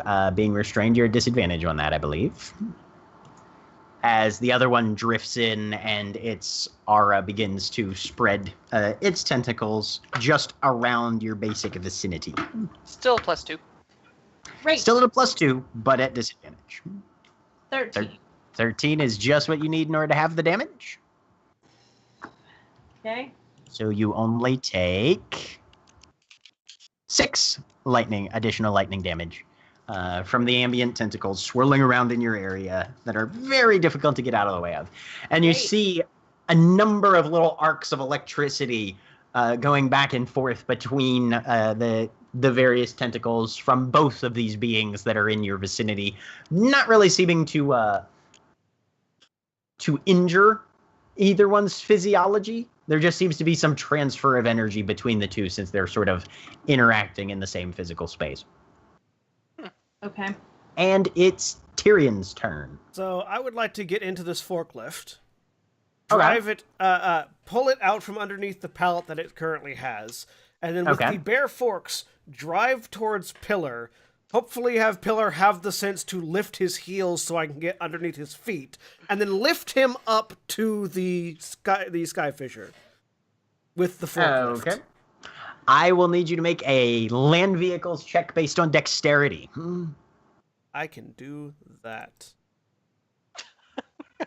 Cannot wait for this natural one to happen. Hey, you called a natural one. Wow. I don't have any advantage on that, do I? No, you do not. Wow. Wow. Unless you or Pillar has the lucky feat. Um, Neither of you do. I do not. Yep. Okay. I don't suppose I get any bonuses for being in my favored terrain. Nope. Not. Forklifts. Okay. Go ahead and roll me 1d12. It's a vehicle. This is what I get for trying to think outside the box. I loved it, and I still. D&D. Great idea. Punishing non-linear thinking. No, bad rolls punish nonlinear thinking. I rolled a 12. Shit. All right. Killer takes 12 points of damage. I'm assuming. Right. Killer, you take 12 points of damage. All right, that's all right. Do I succeed in lifting him up, though? Killer, make me either an athletics or acrobatics check, just kind of reflexively. Okay. Definitely going to be athletics. As I drive a forklift into him. with that 4 dex, never making acrobatics checks. For the record, John and I are racing to the bottom for die roll. It's an all-out sprint. That is a 19 athletics. All right. So you feel the forks of a forklift just smash into the back of you. You manage to not fall down, but you are not lifted into the air, unfortunately. Alas. Okay. I am providing him a platform at the very least with the forklift. Yep. But there is a forklift next to you. John, given the size of the forklift, you would actually be right here. Okay. That brings us to Grace, who is currently trapped. Okay. So, is there any like electronics that I can see? There are a fair number of electronics that you can see around, yes. There are all of these lights on the exterior, several of which I think you can see, at least one of which you can see from your position, I believe. There are a number of lights on the interior of this warehouse area that you can see. I will mark some positions on the map for you. Thank you. There is one right here, one right here. Here, and one right here. Let me change those colors so that they pop out a little bit and are more. Thank you, because I see like. There, the electronics in the okay. currently poorly driven forklift. That's better. That's better. Neon green. Neon green will be helpful. There we go. Yeah, that'll be gray for a minute until it'll show up in my brain. Okay. Lovely white squares for me. Okay. All right, so which one of these has me grappled? The one to my left or the one to my right? This one here. Okay, so the one to my left. And so the light, like if this light here would be on top of things? Yeah, it's suspended from the ceiling. Okay.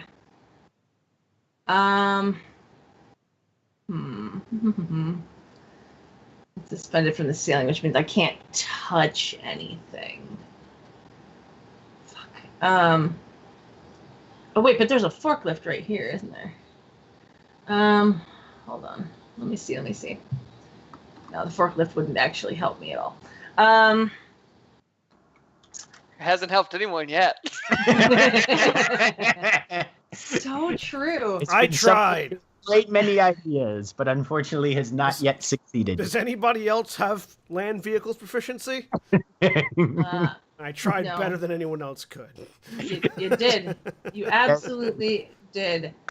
The nat 1 was still an 8, which is impressive. I mean, there is that. Yeah, crap. No, none of my spells actually help because they are not electronic things, and I can't. I mean, the skyfish are electronic things.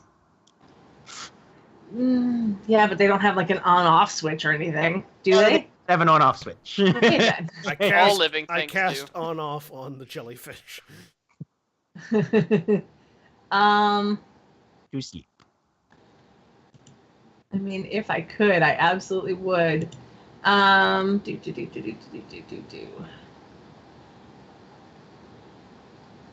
I'm trying to see. And her only attack cantrip is Shocking Grasp, which is useless in this situation. No, I have no. I also have Chill Touch. Yep. Which might be my only real thing right now.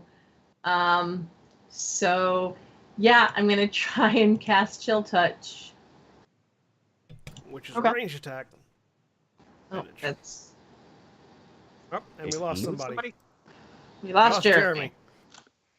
Jeremy was having problems with his internet earlier as well. Hopefully he comes back soon.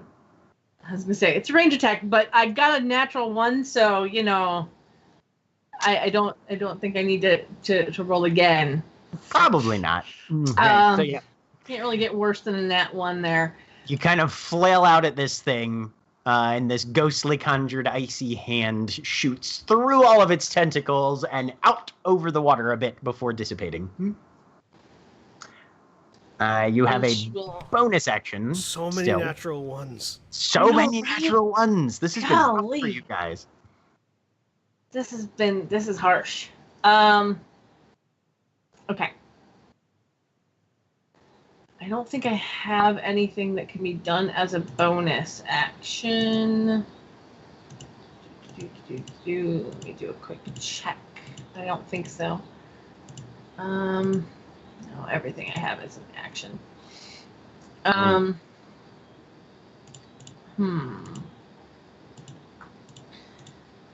there's nothing that I can really do to try and get away.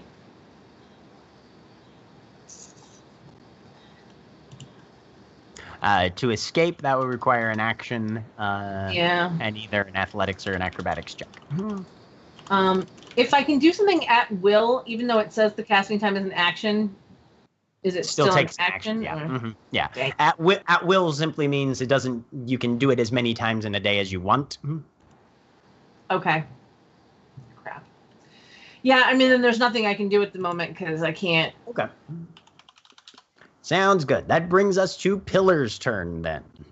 Yeah. So I am going to, once my map gets brought back up. All right. I'm going to approach the beast. Approach the beast. Yes. And let's whack it with my long sword. All right. Okay, so we do this.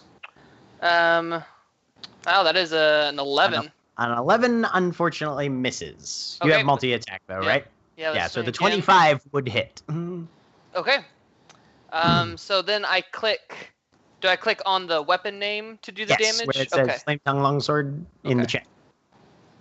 So I do 9 points of slashing and 4 points of fire. Right. So for a total of 13, because it is not immune to either of those. Cool. And then let's see. I've got a bonus action left. I'm actually gonna save my spell slots for that. Yep. No, I'm just gonna stay close to Grace and get ready to protect her with my shield since I have that fighting style. So. Okay. Sounds good then. All right. So if anything, if they attack you again, they'll have disadvantage on all their attacks against you. So. Woohoo! One attack against her. And there's 2 of them. Yeah. Yeah, you intercept one attack with the defensive ability. All right then. Which brings us back to Kelsey. Jeremy still is not back yet, so we will hold that until maybe he comes back. Otherwise, I will make the attacks for him. He is working on it. We'll be back Okay. ASAP. Yep, no problem. So at this point, the other skyfishes will begin to get into position. So this one will drift here. And actually all the way to here.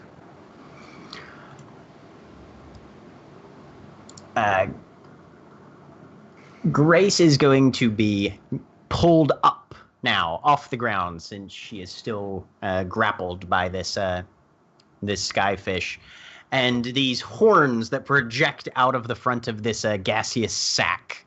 It's going to try and gore you with one of those. A 9, however, misses you rather poorly. Oh, wait, but you were restrained, so I think that puts it at advantage.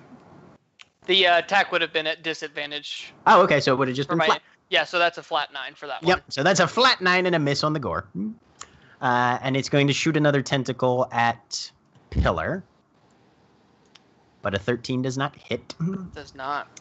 I need everybody to make a dexterity save as well. Just one. +2.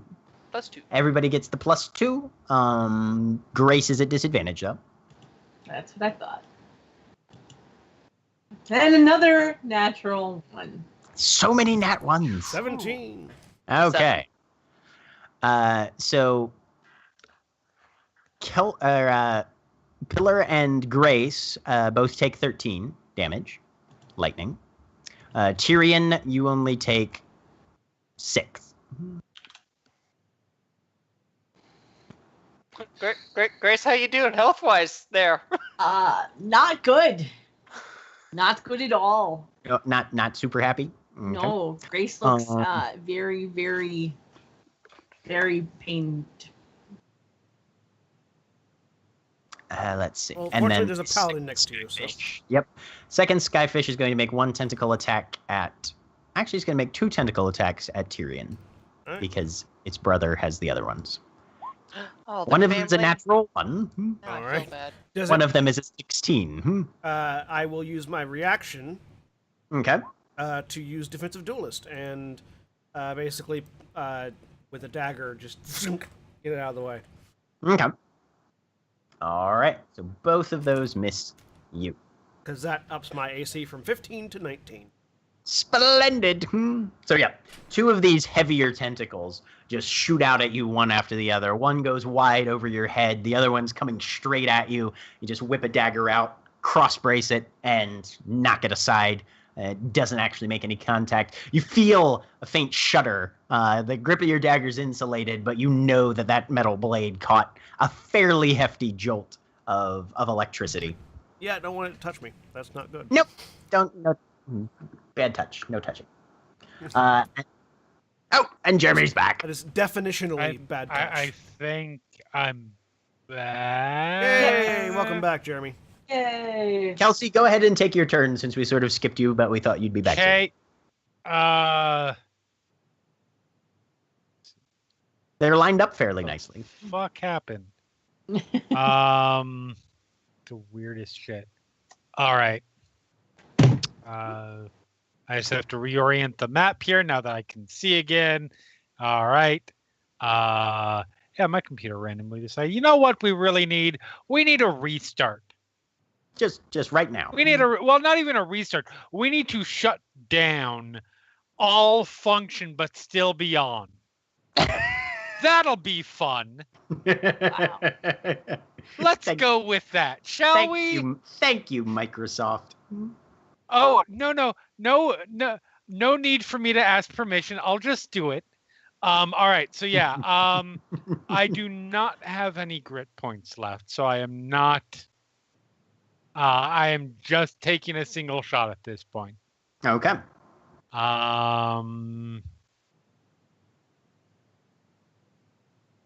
Should not be That's a hit. Disadvantage, but either way, that's a hit for 13 piercing damage to this ugly fucker here. Sounds good. Yeah, that's everything I got. Fantastic. That brings us to Tyrion's turn then. All right. So this one that's got a hold of Grace is starting to look a little faint. Is the one next to me doing anything to the forklift? Not currently. Okay. In that case, I would like to raise the spikes all the way up and jam them into and sort of like ram them into the one that's holding Grace. Okay. Can I puncture the jellyfish with a forklift is what I'm asking. You can certainly try. Go ahead. What we all want. Yeah. Go ahead and give me another dexterity vehicles roll. All right. I'm trying to think what the thing's DC have- at this point. Do I have any sort of advantage for trying to hit a large target? I'll give you add 3 to whatever it is that you're trying to, whatever Okay. your result is. So that makes it a 20. 20 sorry, definitely. I hit dice, but it's the same modifier. Right, yeah, no, it's same plus 7. So yeah, 20 you can hit. I'll give you a D10 for each point of the forklift. So 2D10. 10 points of damage. 10 points of damage. All right. So Grace, you are lifted up close to this thing. It jams a pair of horns at you, which unfortunately completely miss. For it anyway. Very fortunately for you. Then you see a much larger pair of metallic horns come out of left field and just jam themselves in towards this thing. One of which goes straight through the sheathing. Yeah, this thing's looking heavily injured now. Okay, then. Because Tyrion just drove a forklift at it. And it's your turn. Lovely. You can now reach the forklift if that matters. Well, I mean, is the forklift connected into a hardwired network? No. All right, then. It doesn't really matter. Let me see. Yeah, I don't want to do that.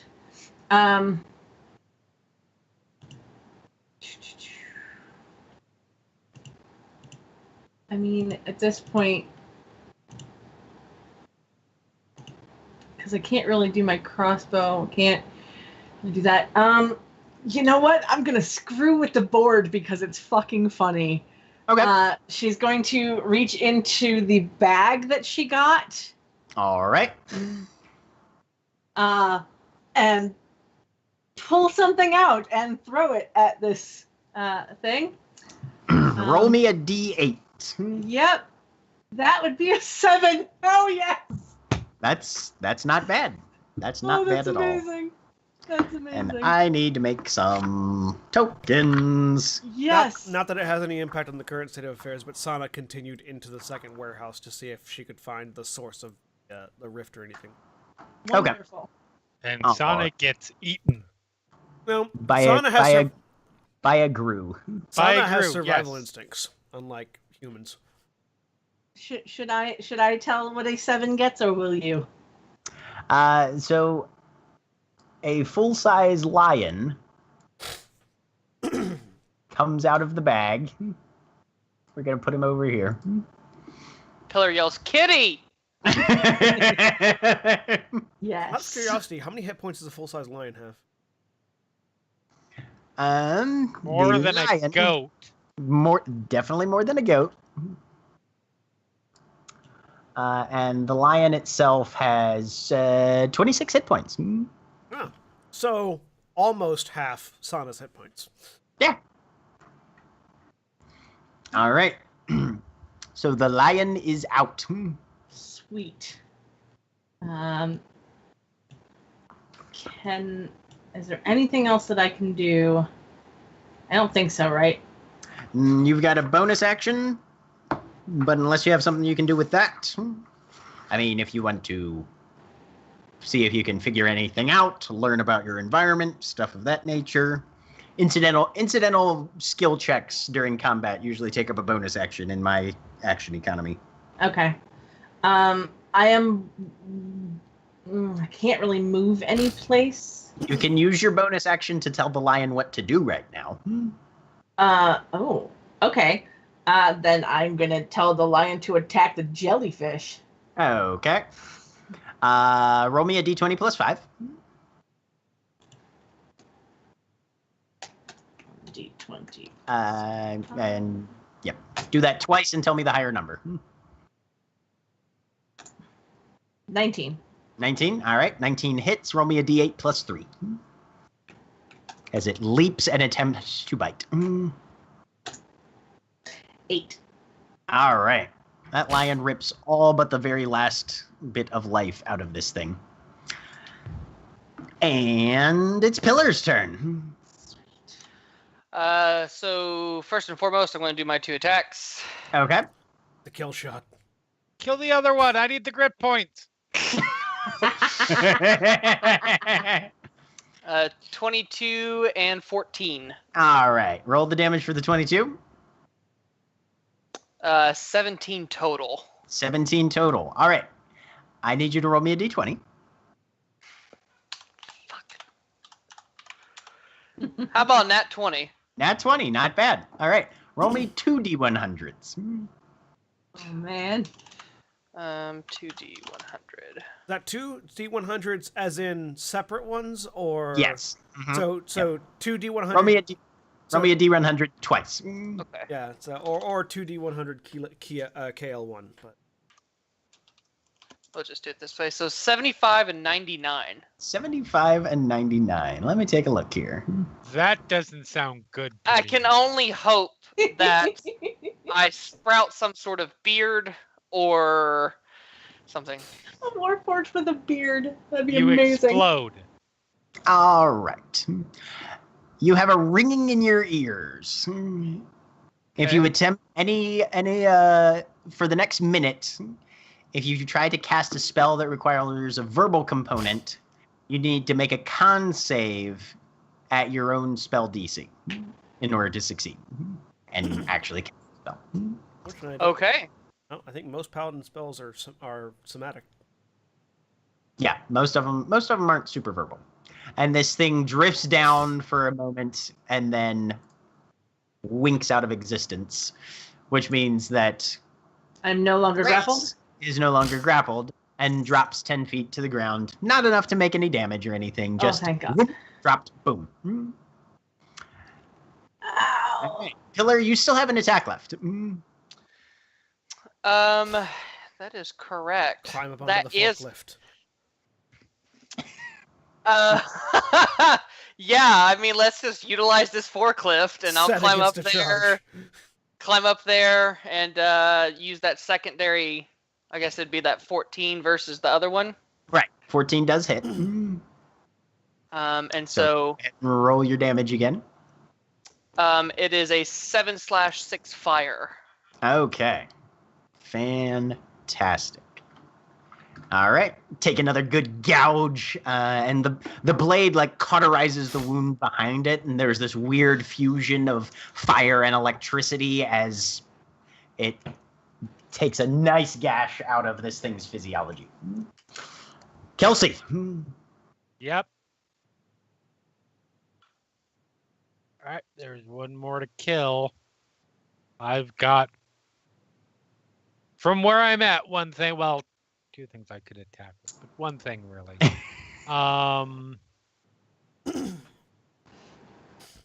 Don't attack the lion. It helped.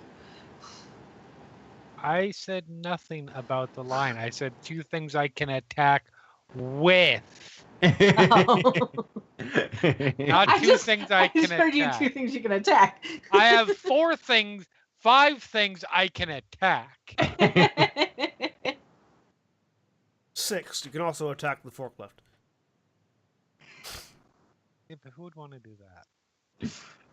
But the forklift 21 hasn't done anything to him. for 12 All right. years. Yep. You punch another hole into this thing, kind of lower down a little bit this time.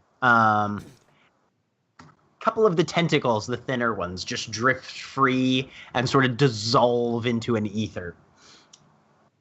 That is all I can do because I All have right. to reload. 2 attacks. God, these things can't attack for shit. 2 of these heavier tentacles lash back out. One at Grace, one at Pillar. But you guys are easily able to duck out of the way now, having sort of gotten the measure of this thing's attack patterns. It does seem to be very repetitive in its actions, almost mathematic in a weird sort of way. I respect that. Tyrion. I'm going to use a bonus action to cast Zephyr Strike. Okay. And I'm going to make sure the forklift is in a position where Pillar can easily stay on it and attack. Yep. Before abandoning the forklift. And 5, 10, 15, jumping up onto these barrels for however much extra action that takes. That's then another 1. Yep. Going from the barrels up to the crates, which presumably Okay. puts me in melee range and flanking with this one. Yes, it does. And I will draw my S-stock off of my back and stab into it Okay. Go ahead and make your weapon attack there. with advantage. Yep. 22. 22 hits. That's 12 piercing plus Okay. 1 force. I have All right. rolled 1 on the force damage for both of my Zephyr Strikes now. So- And my second attack, Okay. which also has advantage, Mhm. 19 Also a hit. for 6 piercing damage. So 2 quick thrusts. Bam, bam. Each of which comes back dripping whatever bodily fluids this thing keeps inside its mostly gaseous physiology. Which brings us to Grace's. Do you have? Sana is can Sana where Sana is? Can Sana get any sort of sense for where the rift we're supposed to be finding is? Go ahead and give Sana an investigation roll.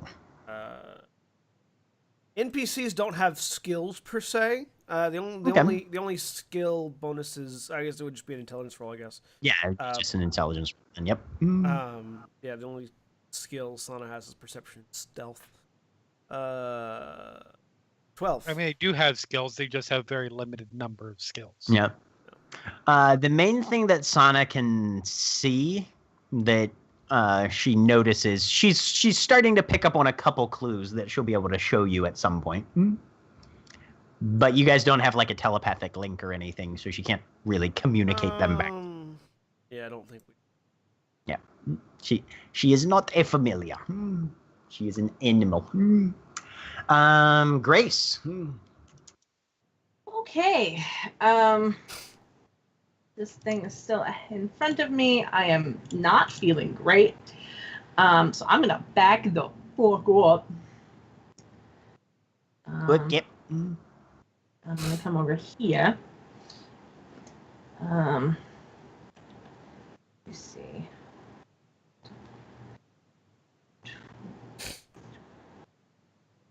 Wait, yeah, I'll go here. Oh wait, actually, I can do this instead. I come here. No. Sorry, don't mind me. I'm just trying to figure out my where I need to be to do a thing. Okay. But no, I'll be there.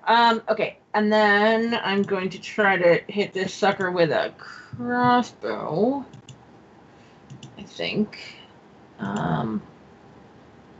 Yeah. So let's do that. That is a 9. I don't think that's going to hit. Nope. Unfortunately, a 9 misses. Okay, but I will tell the lion to attack the jellyfish. Okay.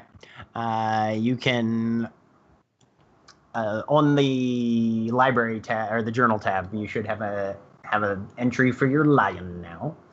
My lion. I would recommend utilizing the pounce option. So go ahead and see if you can hit it on the claw attack. Let me change one thing.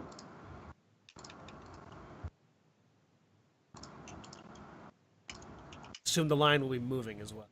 The line will be moving. The line will be making this attack at advantage. There should be advantage toggles towards the top of the character entry for the lion. I've never actually had a thing before, so this is interesting. Okay. Advantage. How do I? Ooh, okay. So I just click on claw, right? Yep. That's awesome. Okay. All right. So it hits with the claw attack for 6 slashing damage. It can now use its bonus action to make a bite attack. So go ahead and roll that for me. 13 unfortunately misses. Grr.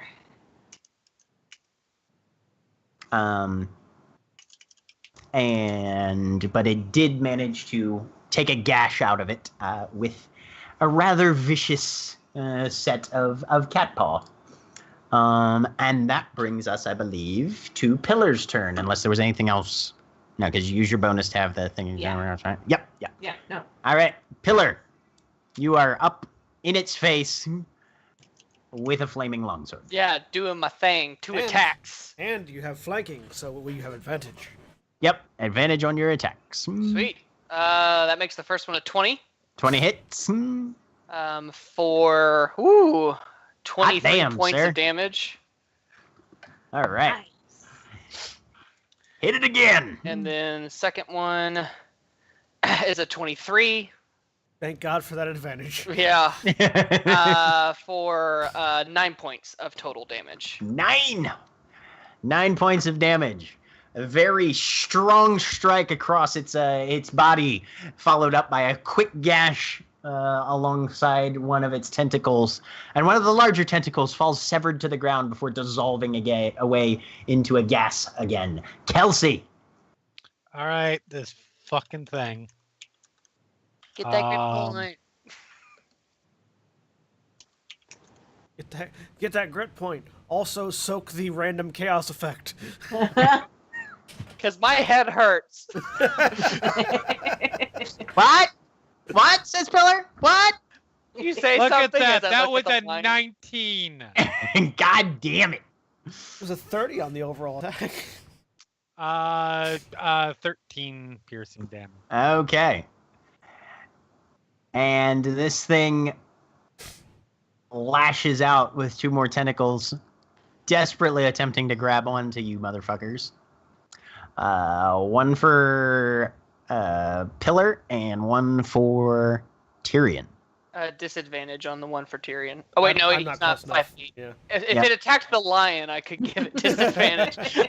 Pillar, it attacks you. Does a 20 hit you? No, it 20 does not. misses. Doesn't. Right. Yep. Okay. Does a 22 hit Tyrion?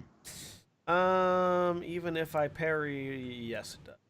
Okay, so you take 9 bludgeoning damage, which is honestly really low for it, and 11 lightning. I am going to use my reaction, however, to absorb elements, so I'm Okay. going to take half of that lightning damage. Right, so 9 and 5 then instead. And it has you grappled and restrained. And I'm not And it's going your to turn. unleash that lightning because it would be pointless. Right. Well then.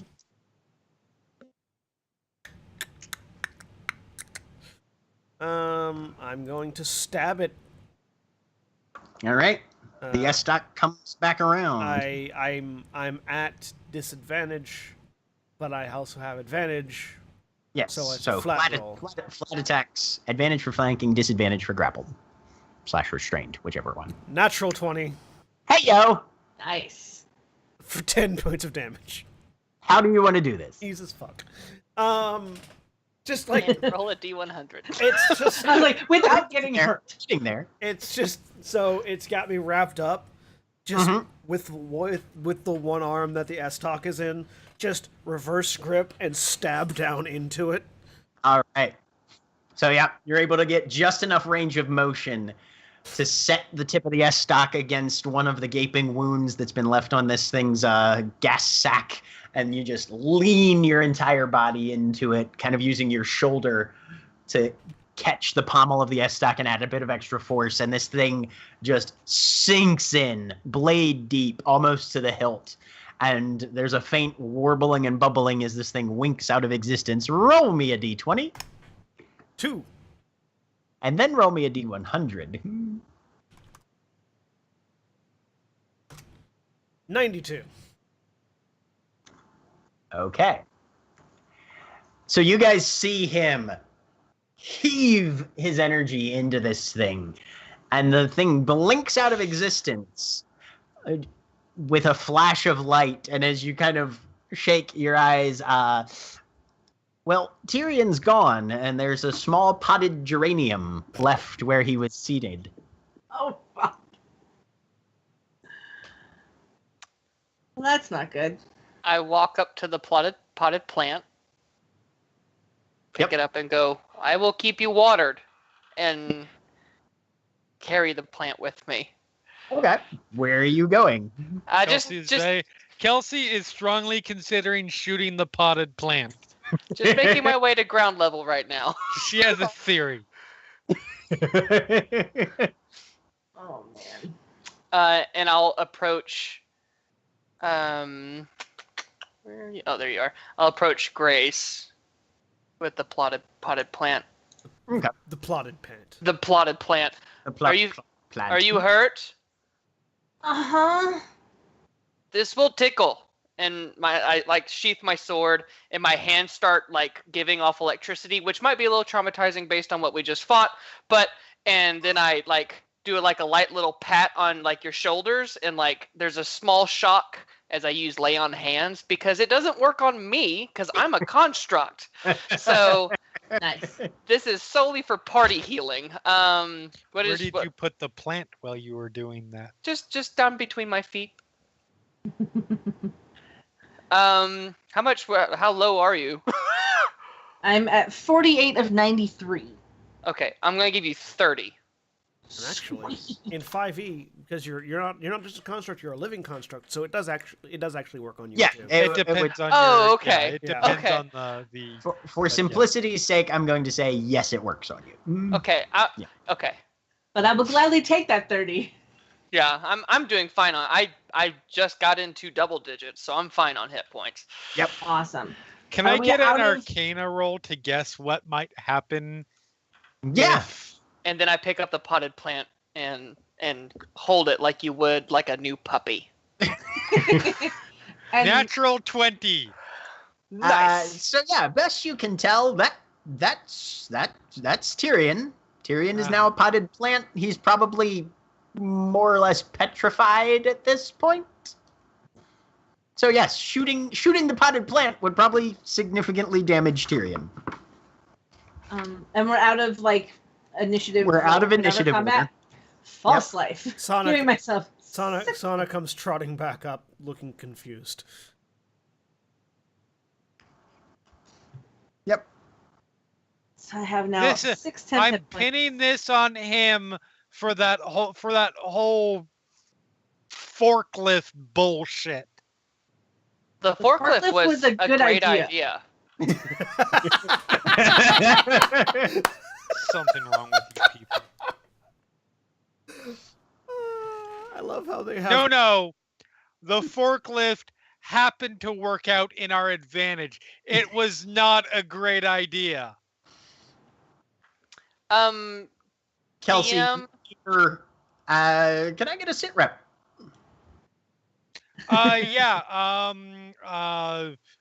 3 hostiles taken down. One member of the team turned into Flora.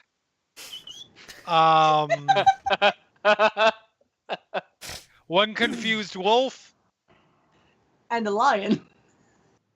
and a lion. I don't ask. All of this is going to need to be detailed in the report, but we'll The cover. plant can write up that report.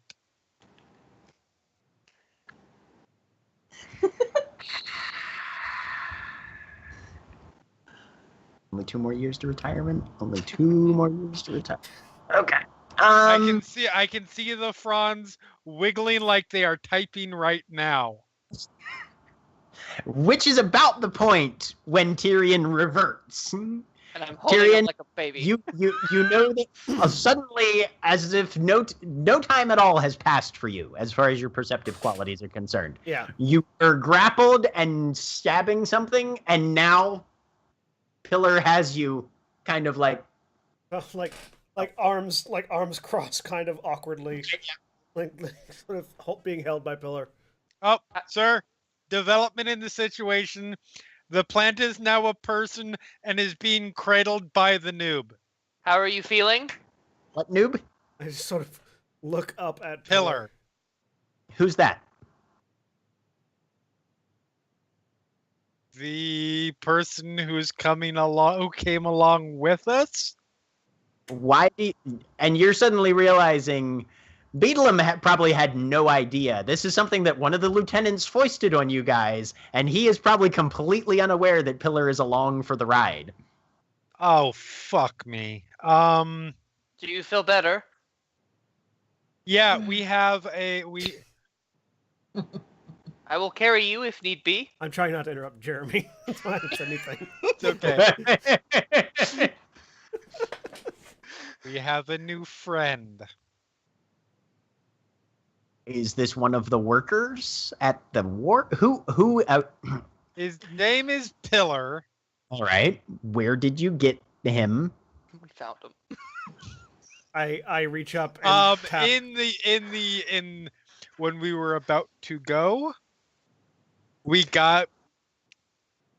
Dude, fucking Tyrion, you take over. I'm no good at this shit. I reach up and tap my thing. Lieutenant, what? I don't remember the I don't. Wilkerson? Was it Wilkerson? Yeah. Lieutenant Wilkerson apparently wanted to assign a new recruit to a field op, and that's how we acquired Pillar. And I take my hand off of it and say, "Thank you, Pillar. You can put me down now." I'm glad you are no longer Fauna and Pillar. It's You guys quite can tender all hear the way sound of he's cradling furious typing. Sir, it's actually quite tender the way he was cradling him. It's a sight that I don't you give would a have shit. To, you would have to see. Don't worry, I took a picture, and she did. Nice. All right. No, I've got that recruit's file. Okay, just take him with you. Keep him alive. Find the breach and report in once you know what's going on. Is there anything we should know about our new recruit? He's not been at the academy as long as you have, so Right, just we gathered that. yeah, that's probably all you need to know currently at this point. He's on the same track as you guys, just a few spaces back. All right. I get that a lot. I sheath the S-Stock. All right. Call back in once you have an update and you hear something that sounds like a cork coming out of a bottle. Yes. And I reach down and pat Sana, and Sana will communicate to me what Sana has found. Okay. So at this point, Sana has mostly found some scorch marks on around the exterior and interior of the building above that she has never smelled before. That was the only weird thing that she really noticed, other than the normal weirdness of why do people keep putting things in boxes? What are these weird chemical smells you can't eat or drink? You know, things like that. I will have Sana lead the way to those scorch marks, and I will relay that information to the rest of the party. During the conversation, while we by the were- way, during the conversation, I was in the process of unjamming my gun. Okay.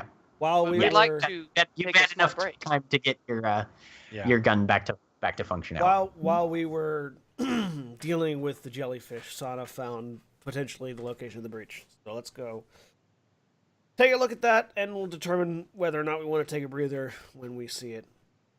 Okay. Because if it's going to spout out more of those things, we don't want to take a breather until we've closed it. Tally ho. Sounds good. And I will instruct the lion to follow. Okay. Go ahead and everybody, as you're proceeding towards the area that Sana found shit in, give me investigation checks. How long does this pain last, by the way, in the knees? About an hour. Okay. And mine was a minute, 20. correct? So mine's gone. Yes, yours is gone. Why won't you let me click on me? Thank you. Investigation 7. Investigation. 13. 13.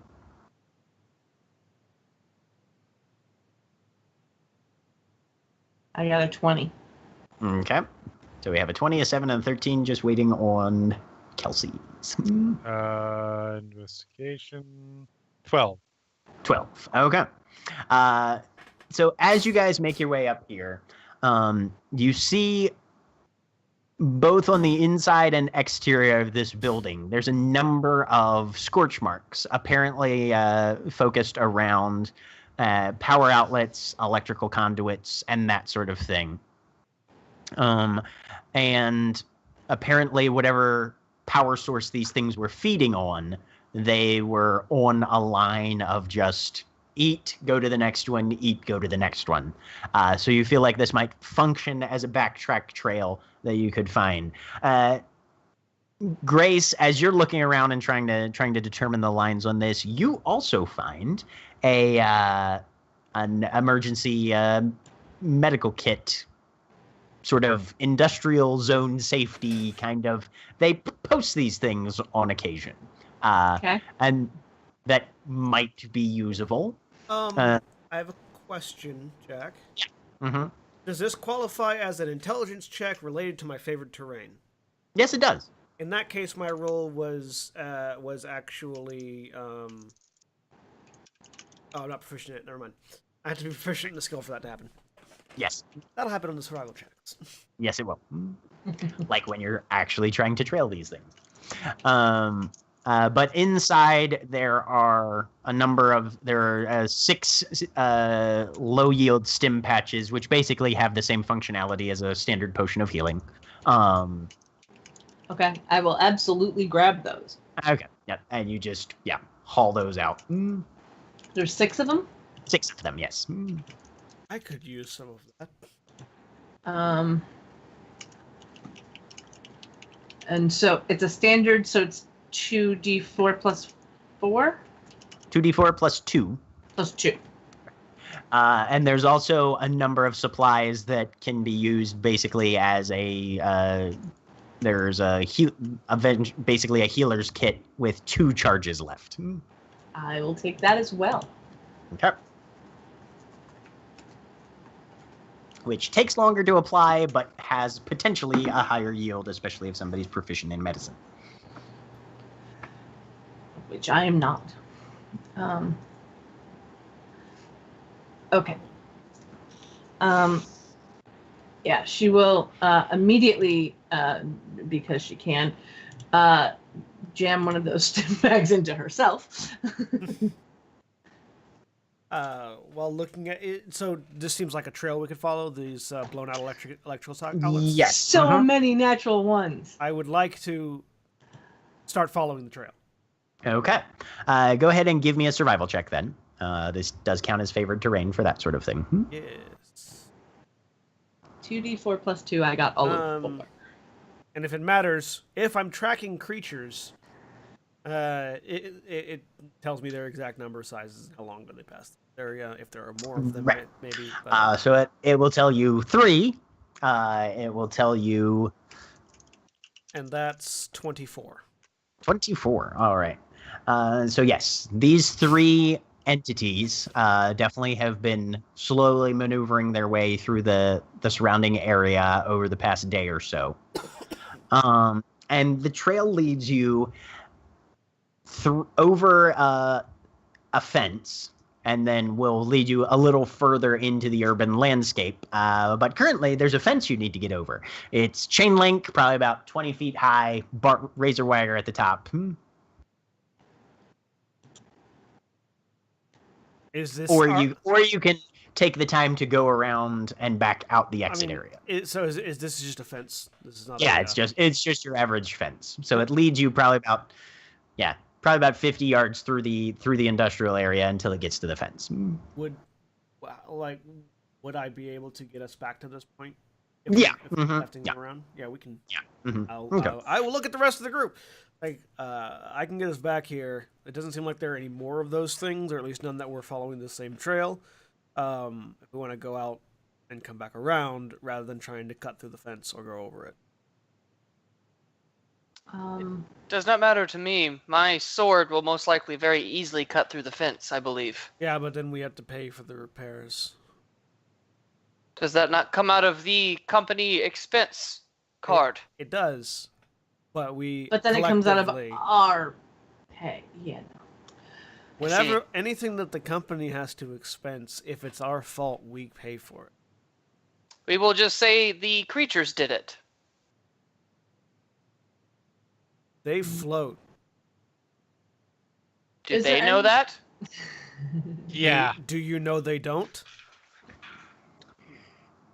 No, but that is the same argument I am I'm- making. Look, right now I'm all for the quickest route that does not require me climbing anything. Same. We go back, we can get the car. He's currently leaning on these boxes over here. They're sort of watching from a good ways away. So, if we're not slicing our way through this fence, We will be. As he points to his sword. No. No. hits calm. Sir, Yeah. What's up? What'd you find? there's a fence. We need to go through the fence. Do we have permission to cut through the fence? No. I mean, Okay. is this a fence for which you have obviously you have reason for needing to be on the other side of this fence? Is this a fence you can walk around? Yes, but that's going to take longer and be... Like, are we talking several hours longer? Are we talking we No. don't feel like walking 10 minutes out of our way? I just stand there with Not- my you arms don't- folded, looking at Kelsey. Same.